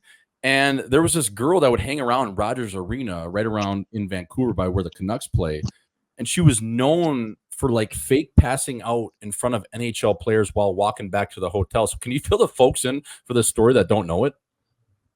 Yeah, this was epic. I was in Winnipeg, and it was after morning skate. And the hotel is right next to the rink, so you just walk back after. And there's this girl, like maybe like 22, 23, and she's just like dribbling a soccer ball off this like kind of parking ramp wall, just kind of working on her game. And all of a sudden she just face plants and like total commitment to the face plant. Like she's down. It looks like she's out. Like the boys kind of like run up, are like, oh my God, are you okay? Like Trevor Lewis runs to the hotel, grabs her a couple yellow Gatorades, like I think like a piece of fruit from like our meal room, and like ran it back out. And like the boys are kind of like hovering around her, like making sure she's all right. She's like, yeah, I'll be okay. And we're like, no, we'll call you an ambulance. She's like, no, don't call an ambulance. Like, I'll be fine. Like, I'm just dehydrated. And like, whatever. We go into the meal room and we're all kind of like talking about like, whoa, that was nuts. Like, and one of the ladies who's like helping out with the meal overhears us. And she's like, did you guys just say a girl passed out outside? And we're like, yeah. And she goes, Toronto was just here a couple days ago and they had the exact same story as you guys. No So way. I reached out I texted Jake Muzzin and Tyler Toffoli. I was like, hey, because they were both in the Canadian division. I was like, hey, have you guys like, has a girl like passed out like in front of you guys, like while walking back? And Muzz was like, oh yeah, didn't fall for it at all. Toffoli's like, oh yeah. He goes, I started sprinting for the front desk and telling him to call an ambulance. There's a girl that's dead outside. What's her way. motive behind this? Like, what's she I don't trying to know. get? She's fake pass out girl. She's a fucking legend. That is all time. So she would just hit the deck when she saw the fellas, like right around probably like 12 o'clock when the fellas, because the away team skates second, right around 12 o'clock, you're about to go get your pregame meal. She's just getting her touches in with the ball, and then all of a sudden just drops. Oh yeah, and like everyone thought it was real. Like there was like no like Yeah. like she's like fell hard. Yeah. I mean, She planned it out and everything. I mean, she knows what she's doing. It's a legend. I want to meet her. like, yeah, I want her autograph. Can you sign my nukes over here? Like, who just thinks of that though? Like, that is such a good play. Just for a little, like 7 seconds of fame, you just hit the deck. All the boys have to run after you, like, go and scream bloody murder. You come back and you just pop up, yellow Gatorade and a perk, and you're good. Like, that's unreal. I know it's almost like the move in Sandlot when he Yeah. like Wendy has to like save him. Yeah. Like Squints. it's an impressive move. Yeah, I don't know. That's actually a good point because you never know. Like, if you had to run a little CP, maybe that's what she was hoping. A little CPR, get some tonsil hockey in. Next thing you know, she's getting a little tongue action in there. But that's an all-time story. But Forby, you count that as a makeout. Yeah, you count that as a makeout every day of the week. But Forby, you're going to Vancouver. You're going into another team, a contender. You're bringing along a guy like Jake DeBrusk, who you know from Boston. I know that's one of your good buddies. Just touch on, number one, how big of a beauty that guy is. And number two, doesn't it help so much when you're going into a new environment, a new team, and you're kind of bringing one of your own with you? You're like, okay, we can, training camp. If we don't have a place yet, we can set up shop. We can do dinners together. We can kind of go into these meetings. Hey, fella, how you doing? It's so much more comfortable than going in blind. Yeah, I mean he's a beauty, but as far as making it to meetings and stuff on time, we both missed meetings last year, so he's probably not the best guy for that. But he's one of my close buddies. He's one of the funniest guys I've played with, and and it's nice when the guy signs for $5 million and hopefully buy the boys a house. Yeah, no kidding. Yeah, what's his roommate situation? Is he restricted off the ice, or is he UFA? What does he got going on? Because I know you're UFA, right? Yeah, I'm still UFA. He's long distance restricted, so whatever. Okay, so he's got her on a 2-way. Boston, Vancouver. Holy Sammy Adams, coast to coast fella. She's not getting a lot of birds there, especially if she's in school or something. Yeah, she's in med school, which is hilarious. He was always joking that he had to learn one new word a day just to like kind of keep the conversation up with her. Is he from there originally? Is he an Edmonton guy? He's an Edmonton guy. Okay. Yeah, I mean that's always nice going in there, and then even a guy like Bess. I mean, having him there, he's a good kid. You're gonna have to stiffen up that upper lip for Bess a little bit, show him the ways for it, kind of put him under your wing, but that'll be good. Another thing about Vancouver, though, bro, you're gonna no shortage of some hung sushi. Those days you get a couple off days, like crispy rice to the chin. How are you? I know, it's so easy just on DoorDash too, just right at your door. Yeah, just don't even have to move. You don't even go check it out. That's unbelievable. Your little breakfast, lunch, and dinner sushi. Yeah, you're gonna have to be packing the rain jacket when you go up there too, because it's she's gonna be sprinkling on you. But no, that's gonna be a good spot for me. I mean, the team obviously they had a good year this year. They weren't able to skate away from Edmonton, but you kind of go in there and they get rid of some of those bigger bodies like Zadorov. You can step in there and hopefully play a prominent role. Like if you're looking at that team, I mean they're on paper like Quinn Hughes. You got the guys like JT Miller. Like that's a good group to maybe even win a mug. Like they're a serious. You guys are gonna be a serious contender. Yeah, I remember playing them last year, and just like the high level skill they have is right up there with every other team in the league, or just kind of those top 12. And when Hughes and Millsy and Beth and those guys get buzzing, I'd be looking at the bench like, how do I get off the ice? So diving head first into the bench, telling McAvoy to go. No, it's good though. It's like I was talking to some of the guys. Sounds like they had a great group of dudes, and Taka did obviously a great job of kind of getting that turned around. And one guy you're really gonna love is Adam Foote. This guy as the defensive coach. So he used to work for my agency back in the day, and he would run these defensive camps in the summer at DU where he was living in Denver. And I told Bess a story where Footer took us out. It was like 3 or 4 day camp. We would skate in the morning, do a workout, then skate again. So the last day we skated. Instead of working out, we went to play golf. And Footer the whole day is like, Schmaltz, you're on my cart. Schmaltz, you're on my cart. We're going to play Cherry Hills. I'm like, fella, sounds good. He knew I could snap it around, whatever. And we get on the course, and he's making me have almost a beer a hole, to the point where I had like probably 9 or 10 beers during the ground. And then after, we had to go skate. And I'm like, Footer, like, we're going back to the rink? He's like, yeah, you got to learn how to play buzz, kid. And just got me back out there. We were doing like pivot drills and like just such a pro. Like he's like such a guy's guy. And just, you can even look at his nose. You can just look like he's been through fucking Vietnam. Like the guy's a Stanley Cup champion, captain. Like that's one guy you're going to absolutely love, Forby. So you're going to have to give me some Footer stories throughout the year, because this guy, like, I'm not kidding you. He's all time. I know. Like, and like when you get like guys like him and Tockett who are kind of like, you can kind of tell we're kind of beauties, and then come play hard and just kind of left it all out there. Like when those guys are your coaches, like you want to battle hard for them, and way better than having like some nerd behind the bench who you're just like, God, this guy's annoying. He's never really done it, like stuff like that. For sure. Forby, when you're picking like a team in free agency now in this part of your career, how much, like, what weighs into it? Like, is it strictly just, whoever's willing to pay me the most, or are you looking at contenders, nice place to live? I mean, obviously you got a little bit of both in Vancouver, but there's got to be like plenty of factors that factor into it. Yeah. As you get a little older, the picking and choosing becomes a lot less, but, yeah, I think like locker room is huge. Like you kind of hear about teams that don't really have like, the best group of, glue guys, or, like as you get older, you want to have fun when you're coming to the rink every day, and you want a chance to win. And those are like the two biggest things that I was looking for, was just like good dudes and good chance to win. Love that. Forby, I want to get into your time with you coming up through LA, obviously learning and playing alongside a guy like Drew Doughty.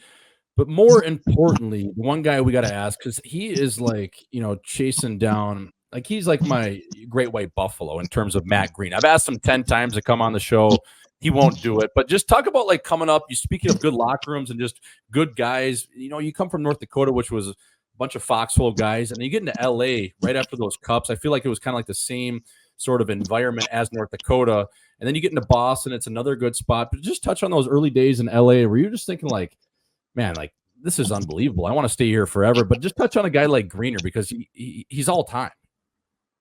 Yeah, he's the best. Like my first year in LA, he was there, and just like the way he kind of commands the room, the way he gets the boys going on the bench and before the games, and then after the games, he's organizing stuff, like making sure everyone's together. And the year before that, I think I played like maybe like 15 games or something, and I scored a goal. It was my first NHL goal, and then I think we got to Edmonton like late that night, and there was 6 Coors Lights waiting in my room from Greener, and just like stuff like that, just little leadership stuff, and just an all-time guy. And yeah, he's one of the best. It was brutal getting traded from LA, that's for sure. Yeah, you're leaving the wet deck of Manhattan Beach. But I last time I asked him to come on the show, and I'll get this cleared from him so I can read the text. I'll just read it here, and I'll ask him after. But he goes, I go, Greener, can you come on the pod? He goes, oh man, as much as I love you two guys, I can't do it. My marriage is in a good place right now, and if I go on your podcast and tell stories of the good old days, we'll have a few laughs, a few tears, some moments of silence to remember the fallen. But afterwards, who's going to answer about the constant knocking on our door from the hungry women in all hours of the night? And then he said a little bit more, but this guy, obviously he's kidding, but he's just such an all-time beauty. Like, he's not going to ever show his cards, but if you get that guy in person, one-on-one or in a group of guys, he is all-time. One of the best, actually, probably my favorite guy to snap it around with, like a true guy's guy. But I wanted to ask you, Forby, were you on that team when he went for Halloween as the bathroom attendant? I'm pretty sure I did a conditioning stint that weekend, or like, no, I maybe I wasn't there. I can't remember. I definitely wasn't there on the team. I think I rejoined the team like a week later or something, but I think I was in Ontario playing a couple games. That's an all-time story. For the folks that don't know, he dressed up as a bathroom attendant, say you'd find at a nice steakhouse or at a club. Yeah. He stayed in the bathroom at this private event. You guys rented out the bar, I'm pretty sure. He stayed in character the whole time, right? He had all the options, between gum, cigarettes, condoms, chew, mouthwash, cigarettes, whatever you needed. And Greener just stayed in the bathroom the whole time. And I'm pretty sure he had guys bringing him in Coors Lights and just stayed in the bathroom the whole night. Yeah, the boys said he went like full like method actor on it, like wouldn't break character, like just like, hey, if you don't need a Tic Tac after your shit, like get the fuck out, like. He was like expecting like $2 tips too. Oh yeah, you get the tip jar out. Yeah, you can Venmo me too. Like, you're just trying to get back to the action, and you got to find like $3 to like tip the guy. That is all time. But just guys like that, and even Stoley Babe, and obviously we mentioned Doughty, Trevor Lewis, like so many just foxhole guys on that team, Forby, in terms of just guys you really want to be with. And a guy that I always heard funny stories, especially through Greener, and a guy I played with in Peter Harold, was Rob Scuderi. Was Rob Scuderi around too those days, or was he playing in Ontario, or was he gone by then? Yeah, my first year there, Scuds was in Ontario. And then I'm pretty sure the year before that I got sent down when he got traded in. So thanks for that, Scuds. But yeah, he was like, it just seems like every guy that they had there was just like all-time locker room guy. And I think, and like Dean Lombardi was the GM, and like that's like who he wanted. Like he would always be like I don't like he would come down to the minors, and we would have like meetings with them. He like wanted to know like who was playing beer pong, like who were the guys that were hanging out, like. He didn't want the guys who like weren't hanging out with the boys. Like he wanted like a tight group. He always said like he's like marriages like ruin hockey teams, and like it's like when the Kings like won those cups, I think they had like everyone was like single or like not married, and then I mean obviously guys grow up and get married, but that was like his philosophy on it. Works. Yeah. Works for them. Forby, so you leave Hermosa Beach. Is that a spot like, when you're done and you hopefully you can sign this deal and maybe another deal? Is that like a spot you'd like to go back? I mean, you got Shellbacks, Tower 12, you got the legendary late night at Padone's, the Bottle Inn. Like, is that a spot where, one day you could see yourself living if you can, grab one of those shacks? So the price of that, I mean, it's insane, but like it doesn't get better than that bubble. Yeah, like that's like my number one place like to live for sure. It's pretty depressing like going on Zillow nowadays and seeing how much a patch of grass costs there. But, Yeah. yeah, and I think there's like some of the guys have moved away, but and like some of those like core guys like Teddy Purcell, Greener, Stoley, I don't know if Toffoli's still there, but like a lot of the guys are still there and kind of go back for the summers. And yeah, I could see myself settling down there for sure. What are you doing? What are you doing there during the season, Forby? Are you like going to the beach and playing beach volleyball and shit, or are you just normal stuff? No, we didn't. Not during the season. I mean, I would like go jump in the ocean all the time, but like a little hung swim. But yeah, we got big into volleyball for a couple of those summers. We knew these girls who ran this like volleyball academy, and after like workouts on like Tuesday, we would like rent out like 2 hours of gym time, and they would run us through like 30 minutes of drills, and we would play indoor, and the boys had like the D pads, and we got pretty good. It was fun. That game Ace, the game of Ace is just legendary too. It's all time. It's so fun. It's so like, fun. So fun. We would just play Saturdays. We just play Ace all day, and it's like you're boozing and like you're getting drunk, but you're also like working pretty hard like while playing volleyball. So it kind of like evens itself out, and then you're just like ready to go at night. Like you're not just like blacked out, like can't walk. Is there a better group game than beach volleyball? I don't think there is. No, I mean, like spike ball maybe in the past. It's not even doesn't even come close. Like, we're playing like 6-on-6, so it's like everyone's involved. Like, yeah, it's like the camaraderie. Like when you got to go to the trough and like drink a beer together. Like there's nothing better. oh yeah. No, and another sneaky game that I love playing too, Forby. I don't know if you played as much as we did that summer when I was out there. Is beach tennis is actually nasty too. Like that's a sneaky fun game. Like I really enjoy playing that. Weren't there like some wasn't there like some guy there who was like saying it was going to be an Olympic sport in a couple of years? Do you remember that? Like that. They had like a beach tennis shop there. And yes. I haven't really heard much of it since, but yeah, we played a couple times. I've been back then that area just for butter golf. I have to do stuff in downtown LA, and obviously I'm not going to stay in stinky downtown LA. So I'll always stay at the beach, just at the Hermosa Inn or one of those hotels there, whatever it is. And I've popped by that Paradise Bowls in Hermosa where that beach tennis store used to be, and it's closed now. But they used to have sand in that store, and you could try out their rackets, and then they'd have nuggets, and you could just fucking hammer them. We used to go in there 3 sheets to the wind and try these rackets out, and then I'd end up making like Paul Ledoux buy one. He'd be like, "You think, bro?" I'm like, "Oh yeah, get that one. I need that." He's like, "All right, we'll get it." So I can't believe you and Dewey were roommates. At a court in the store, beach tennis court in the store. It was a wild room, but it was sweet. I can't believe you and Dewey were roommates. That is all time. I mean, that picture during COVID when you guys ordered the grinder kits from the Red Pepper, shout out to the Red Pepper. And I don't know if it was Darla or Larry was eating one of the tostadas or something. Like it was just that you guys renting Muzzin's place out. Like the stories coming out of there, we can't tell them on here, but just all time. Dude, it was so much fun. And then once COVID hit, Tomer moved in with us.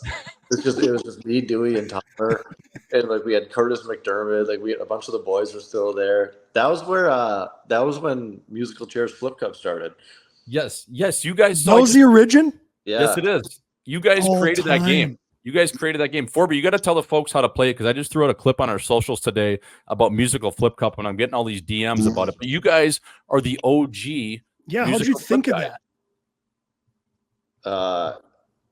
Couple extracurriculars that kind of help the brain waves flow a little better. Right. Some good old-fashioned vodka. Yeah, exactly. Yep. Yeah, I mean, I don't even remember how it started. We were just kind of having like a little COVID party, like hanging out. Like you guys were doing that that big beer pong tournament during that time. Yes. Remember? That's the virtual beer pong tournament. Yeah, I'm pretty sure Paulie might have missed a couple of the nights because of the tournament, but no, it was just we were just like kind of around a table and we were like we should play Oliver Saul, and then like we would get the tunes going, and then as soon as someone hit pause, it was just Oliver Saul flip cup, and I mean the bet you never wanted to hit pause because everyone was having so much fun just like around the table. And it's such a good game too, because somehow you guys incorporated the shades on. I mean, we know why, but the shades were on, and then someone could call reverse. So then you're shuffling around the other side, dancing, and obviously the first person to get out controls the music. So when that music stops, now everyone has to flip, and the last person to flip their cup is the next person out, and then you'd have to pass your shades. You have to give up left. To the left. Yeah. So you end up with, if you're playing with a big group where we've all been in big games, that winner, always gets the picture with like 15 pairs of shades. You got like 6 on your head and like 6 hanging from your shirt. And that's the best part about it, because you have all the shades too. It's so nails. I know. I wish we could like make it where like even when people are out, they still have to keep grooving around the table. Yeah. I mean, what a game that is. It actually is. It's my favorite game, especially like post bar. If you're just doing like a house party, like everyone involved. I don't know. I mean, it's crazy you guys thought of that game, because people not only in Minnesota, but like it's gotten some pretty good steam of, people playing that game. Like there's nothing better. You get like a couple girls back like for like an after party, and you get that game going. Like it's an all-time like good vibes game. Like it's so. And it's the best I've played. And you're playing tunes like the safety dance, and you got the old school beats going. Like that's what you need. Oh yeah, you got like some Hall & Oates going. Like it's just yeah, it's great. Yeah, there's nothing better. But Forby, take us back to a young Derek Forbort. Take us back to the UND days. Kid out of Duluth, Minnesota. You had the Bulldogs in your backyard, and you decided to go to UND and play for Dave Haxtell and the North Dakota Sioux. Was it Nodak always, or was that a later decision, maybe you say your junior year? Because you had a lot of buddies that ended up playing at Duluth. Shout out to Max Tardy, some of these guys, Andy Walensky. But you end up playing at UND. Just take us through that, man, because they ended up winning the national championship your freshman year, too. That had to sting a little bit, fella.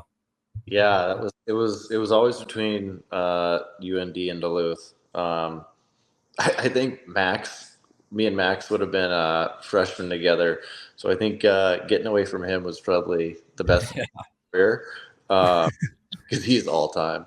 He is all time. But yeah, seeing your hometown win it like that, I think that was their first natty ever too. Mm-hmm. It was kind of tough to see. So, and we were like number 1 in the country that whole year. We should have won. Should have won it. We had Matt Fratton, Brad Malone, Brock Nelson, like Che Genoway, and then we outshot Michigan like 40-10, I think, or something in the Final Four, and lost 1 or 2-0 with an empty netter. So yeah, that was tough. Matty Hunwick shut the door. That team was so good too. That was the epic picture of my boy Scooter Vaughn scored the empty netter in that game, and then he sellied in front of the UND fans at the XL, and they're all flipping him off. That's an epic picture. Forby, I wanted to ask you though. So, you go to UND, you do 3 years there. Obviously, we're D partners. Your junior year, my freshman year, but one of the most iconic games you were a part of, and I think the Sioux fans would appreciate you talking about this, was that comeback game, the Haxtell legendary timeout game at the XL Center, Final 5, Red Baron, WCHA. Haxtell calls timeout. You guys ended up beating Minnesota. What was the score of that game, by the way, like when he called time? Was it 4-1? I think so. It was either 3-0 or 4-1. Just 4-1. I think 4-1. Yeah, I think it was 4-1. Yeah, it's crazy how like it goes from like one of like the more like depressing kind of moments of the season to like just an all-time high. Yeah, I threw an absolute muffin from the point, and it went in, and it just kind of got everything rolling, and then I think we rallied off like 5 goals in the third for the comeback, and just an all-time win. And then because we had like a weird team that year. You had like 12 guys on the roster in the lineup. Like you had like 2 defensemen playing second line forward. We Gleason was on your second line. Jim Sankbile was on your third line. Like, your team was horrible. St. Paul was second PP, I think. Oh my god! And that's not scout team. That's real Yeah. PP. Like we just had like these like just a bunch of grinders, and to beat the Gophers in a game like that was pretty wild. And then we spanked Denver the next night. Like, it was just an all-time like no-deck run. It all started with Dave's timeout. Dave's timeout. You had Birdie probably firing up the fellas in the DM, but that team was so depleted at the time. I mean, you had, and again, this is no disrespect to the players, but it was, you had Connor Gorder was playing. You had, I think, 10 forwards playing in the game, and Gleason was in, and Mario Lamoureux was like, some of these like, just heart and soul guys were playing big minutes. And I remember Deadly Mario Lamoureux had a big time goal in that game, and just rallying around the fellas like that. And just the best part about that Final Five back in the day too was it was right around St. Patty's Day. So obviously all the Sioux fans in and around St. Paul, the whole arena was just painted green. It was, I get goosebumps thinking about that game because I was watching that game. I think I was on the bus, going from some shitty USHL city to the other, but that was all time. Yeah, I think, and the best part about winning the Final Five was you got to go out in St. Paul after. Like, we all had buddies that went to like St. Thomas and the U, and just to go party down in a new city, because you never really got the chance to do that in college. Like, they're pretty tight about that. But after you won the Final Five, it was full go. And did you have to convince Hack to let you guys stay, or was it he was all in? I can't remember. Like, I think like because they have all their like friends and family down there too. So I think it was just such a big win. Like, Hack was just like, "Fuck it, we're staying." That's like, and I think we're like going out in our tracksuits, like, because obviously we don't have out clothes in college. Yeah, that was always the best part about Hack, and you probably can't do it in this time and day and age. But like, he would always dangle that carrot for like a big win like that. Like, boys, if we win this game, say it's even in Denver, the charter bird's supposed to go out tonight, but we'll hold the bird. Like, he was just such a nail gun like that. Yeah, Denver's the one cities that I remember going out on the road. Like, I have vivid memories of me and a couple of guys being at this like Denver college club in our black Sioux tracksuits. Yeah. Yeah, I remember that. I remember you. Yeah, I think you maybe even had a night with one of the Shore brothers and those guys on Denver campus. I think I got one night out in Denver. We got it at the View House, so it was a good spot.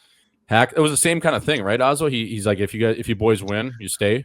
Well, I think actually our flight got delayed that day. Okay. So we ended up staying, but yeah, it was a funny. You guys all went to the bars. I was too young for the bars, so I went to the Denver team party, and their whole team was there just smoking darts. And we're all like, why are you guys smoking darts? They're like, yeah, we're trying to quit chew. Yeah.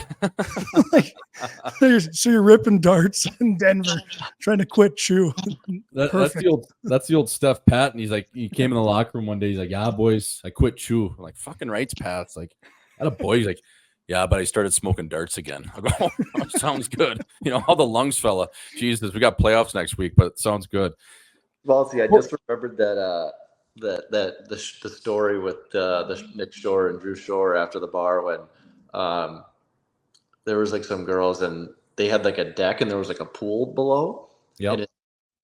And this girl was like, she's like, you think you can throw this chair into the pool? And I was like, oh yeah, I can.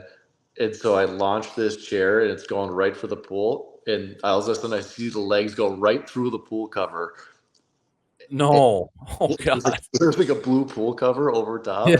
I had to pay for a pool cover. Oh my god. That is hilarious. And yeah, I think the next morning I remember just hearing through the grapevine. I wasn't there that year, but I think you showed up disheveled, and Hack was just like, come on, Forby, tighten it up here. Let's get her going. But Forby, do you remember on my visit when I came to UND and you and DK, as in Christo, were my host, and we had that pita pit shaker? Remember that? Do you remember that when you picked me up in the van, your van, Mary, and I had like $40 Birdie gave me for something to eat, and you looked at me like, yeah, we're taking that to Happy Harry's and we're buying like 2 or 3 cases and we're going right back to the pita pit. You're like, you don't need to eat. I'm like, all right, sounds good. Let's go back there and start throwing rocks on the beer pong table. But we were always beer pong partners, brother. my freshman year, your junior year, I don't think we ever lost a match, by the way. We'd always throw our NBA jerseys on and we challenged all the boys. Those were the best days when we had like those pong tourneys on a Sunday or whatever it was. Like just throw nuggets and then just the best team made the best men win. Those were the best times. Like the big parties on like Saturday after a win were awesome. But like when you got like just in like a midday beer pong tournament, like there was nothing better. So funny. You'd invite over chicks too, just so they could watch you play beer pong. Like no one talked to them. You're just playing beer. Like just sit right here, side of the table, watch us play. Yeah, they'd just be watching music videos on the TV while we're just yelling at each other about like this. And you wonder why they leave. We're gonna go home. No, stay. Come on. Like what? You're not having fun. You haven't Just getting the buzz on. 7 hours. We're like we're chirping them for not being any fun. Like, Yeah.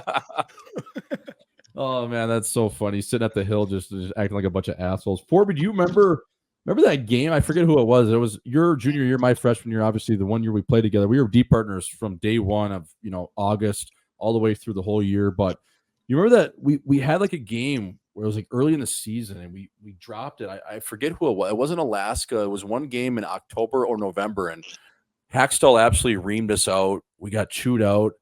And then we're like, came back to the rink the next day. It was Saturday morning, and we did a morning skate. Same, just like those mornings with Hack were just so intense. Like he would just be like, we were walking on eggshells. But we decided after morning skate to shave our heads. Remember we took it down to the skin because we're like, fuck, we got to change something up. We just got called out.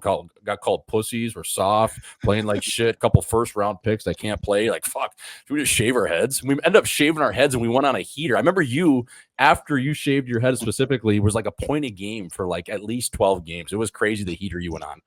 dude, it was like the most like dude like solution to like our problems ever. We're like we just got fucking reamed out for like playing Bruce. I guess we gotta like cut all our hair off. Like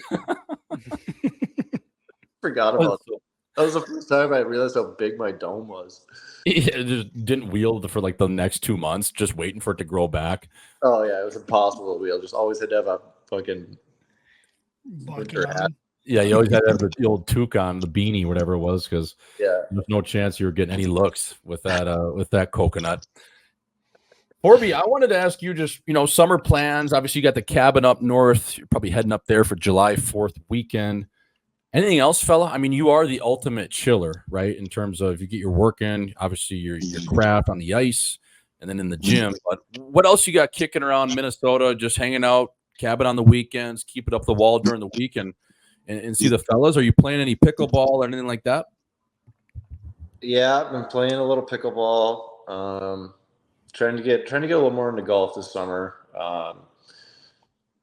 Haven't really played much last couple. I feel like as I've gotten older, like I just want to like get up north to the cabin on the weekends and just hang. Yeah. Like grinding it out in the North Loop is just like it's such a joy. I'm like, what am I? Great. How brutal is it just seeing those guys in the North Loop? Like he might be single. You're like mid-30s and you're just like, Jesus, like, uncle, can I just catch a nice one where I can just take her up to the cabin? I'm still grinding and I'm keeping it up the wall. I'm at Smack Shack and I'm 32. Jesus, like, you know what I mean? Can someone just take me out of here? I know. It's like if you want to meet a chick though, you got to do it. Like, yeah, you do. Like all my Duluth buddies who are down here, they're like having beers at the VFW. I'm like, I gotta saddle up with you guys soon here. But right. Yeah, besides that, I got Pasta's wedding beginning of August, and then where's that? Croatia. Oh, nasty. Yeah. How about the town you gotta fly into? It's called Split. Yes, I've seen that on the map. It's called Split, eh? Chasing Split. And then 2 weeks after that, I got to go to Italy for Teddy Purcell's wedding. So okay. Back-to-back weddings in August is not ideal, but Are you gonna make that? Are you gonna make that just one swing, or are you gonna do an up and back? I thought of that, and I was researching if I could find some ice in like fucking Italy or Greece or wherever, and there's not much. So I think I got to come back and keep the workouts and skates going. You could probably skate with the Swiss team. That's right there. I mean, I don't know if you'd want to do that, but The peoples could get on that for you if you wanted to, but it's probably nice to get back and get into a routine. That's actually not the worst idea. Yeah, I could definitely hook it up. I still got people over there. Like Are that's they- a they're good like league. camp then, right? Oh yeah, and they're going fucking hard. They're training way harder than anyone over here. You know, those guys are insane. Oh, for sure. I would always be conveniently hurt for camp. You know, like, fuck, Jesus. When the Imagine- games start here, boys. Training camp for 2 weeks in August. Dude, like we would. So that year I was in Switzerland, Timo Meyer,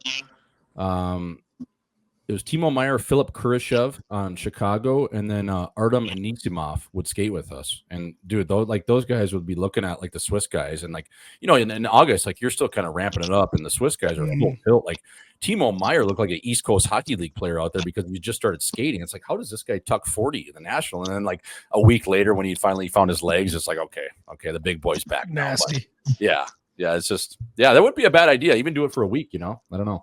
I always talk about like trying to play a couple of years in like Switzerland or something, and then I hear like the stories of these training camps, and I'm like, there's no way my hips and groins and back can handle that. No, but you're a good enough player, and by the time that comes around, if you want to do it, you have 700 odd games. You could probably just big dog them and be like, "Hey, I'm showing up, Labor Day, and I'm in shape, and I'll hit the ice then."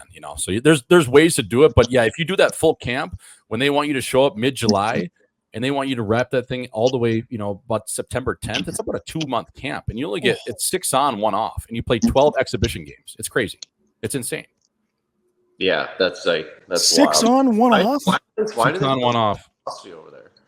Yeah. Holy shit! Yeah, you get Sundays off. Usually, one of those days might just be a workout. You'd stay off the sheet, so it's 5.5 on, 1.5 off, but not really. I mean, the day you get off too is Sunday always, and everything in Europe is closed on Sunday, so it's just brutal. Like you're not doing anything on your day off. Why is that their philosophy still? Like, why aren't they like adjusting to the times? Because they see what they're paying you, and they're gonna get every ounce out of you. Like they want that control. That's just how it is. It's 1970s, 80s hockey. So yeah, that's just how it is, fella. Forby, I was gonna say, Forby, what do you get up to during the season when you're not on the sheet? Like, do you do anything, or you just kind of just stay chill and wait until the next time you're at the rink? I mean, in Boston, we would do like a lot of dinners and shit. Like we'd always have like 4 or 5 guys like meeting for dinners. If there was like comedy, like Swayman was always like organizing concerts. He loves music. Mm-hmm. He's we would do like some comedy shows. Yeah, like when the big rig got traded, we were both hurt, so that was a good couple of weeks. A lot of music. Good dude to be injured with. I was like, dude, your wife needs to get back here ASAP. It's like every night dinner or wine. My God, he's such a beauty. he's such a beauty. I'm glad he got another deal too in Shy. That'll be good for him. Go in there and play with Bedard and throw both ways with Foligno. But Auzzo, you got anything else for Forby while we have him? No, that's good. Thanks for coming on, Forbes. Yeah, thanks for having me, guys. Forby, pack the old rain jacket, get the twinkle toes out, and see if the Roxy's still open, because you are going right into the jaw of Vancouver. But my friend, thank you for popping on live in 5. You're an awesome dude, and we'll chat. Hopefully I see you in Mini when I'm there for a wedding, if Gersha still goes through with that. So maybe we'll get some little pickleball or golf round or whatever it is, or maybe just sit at Maynard's like we always do in Minnesota and just have 10 and see where it goes. We could go grind it out in the North Loop too. Yeah. Well, fuck. Yeah, you got to be able to. Okay, I'll bring the war paint then. Yeah. Put some deodorant on. Go to the basement bar. Sweat it out. Bring your steel toe boots and a sword. I know. North Loop too. That's an absolute war zone for me too. I got some skeletons living in that side of the town, so I might really have to tuck the chin and put the fight strap on. Yeah, that's when you need the wig and a mustache for that place. Yeah, that's a full wig night. Yeah, that's Clay. That's not Jordan. That's Clay out. All right, fellas. Thanks for having me. Fella. Appreciate you. Yeah, see you guys.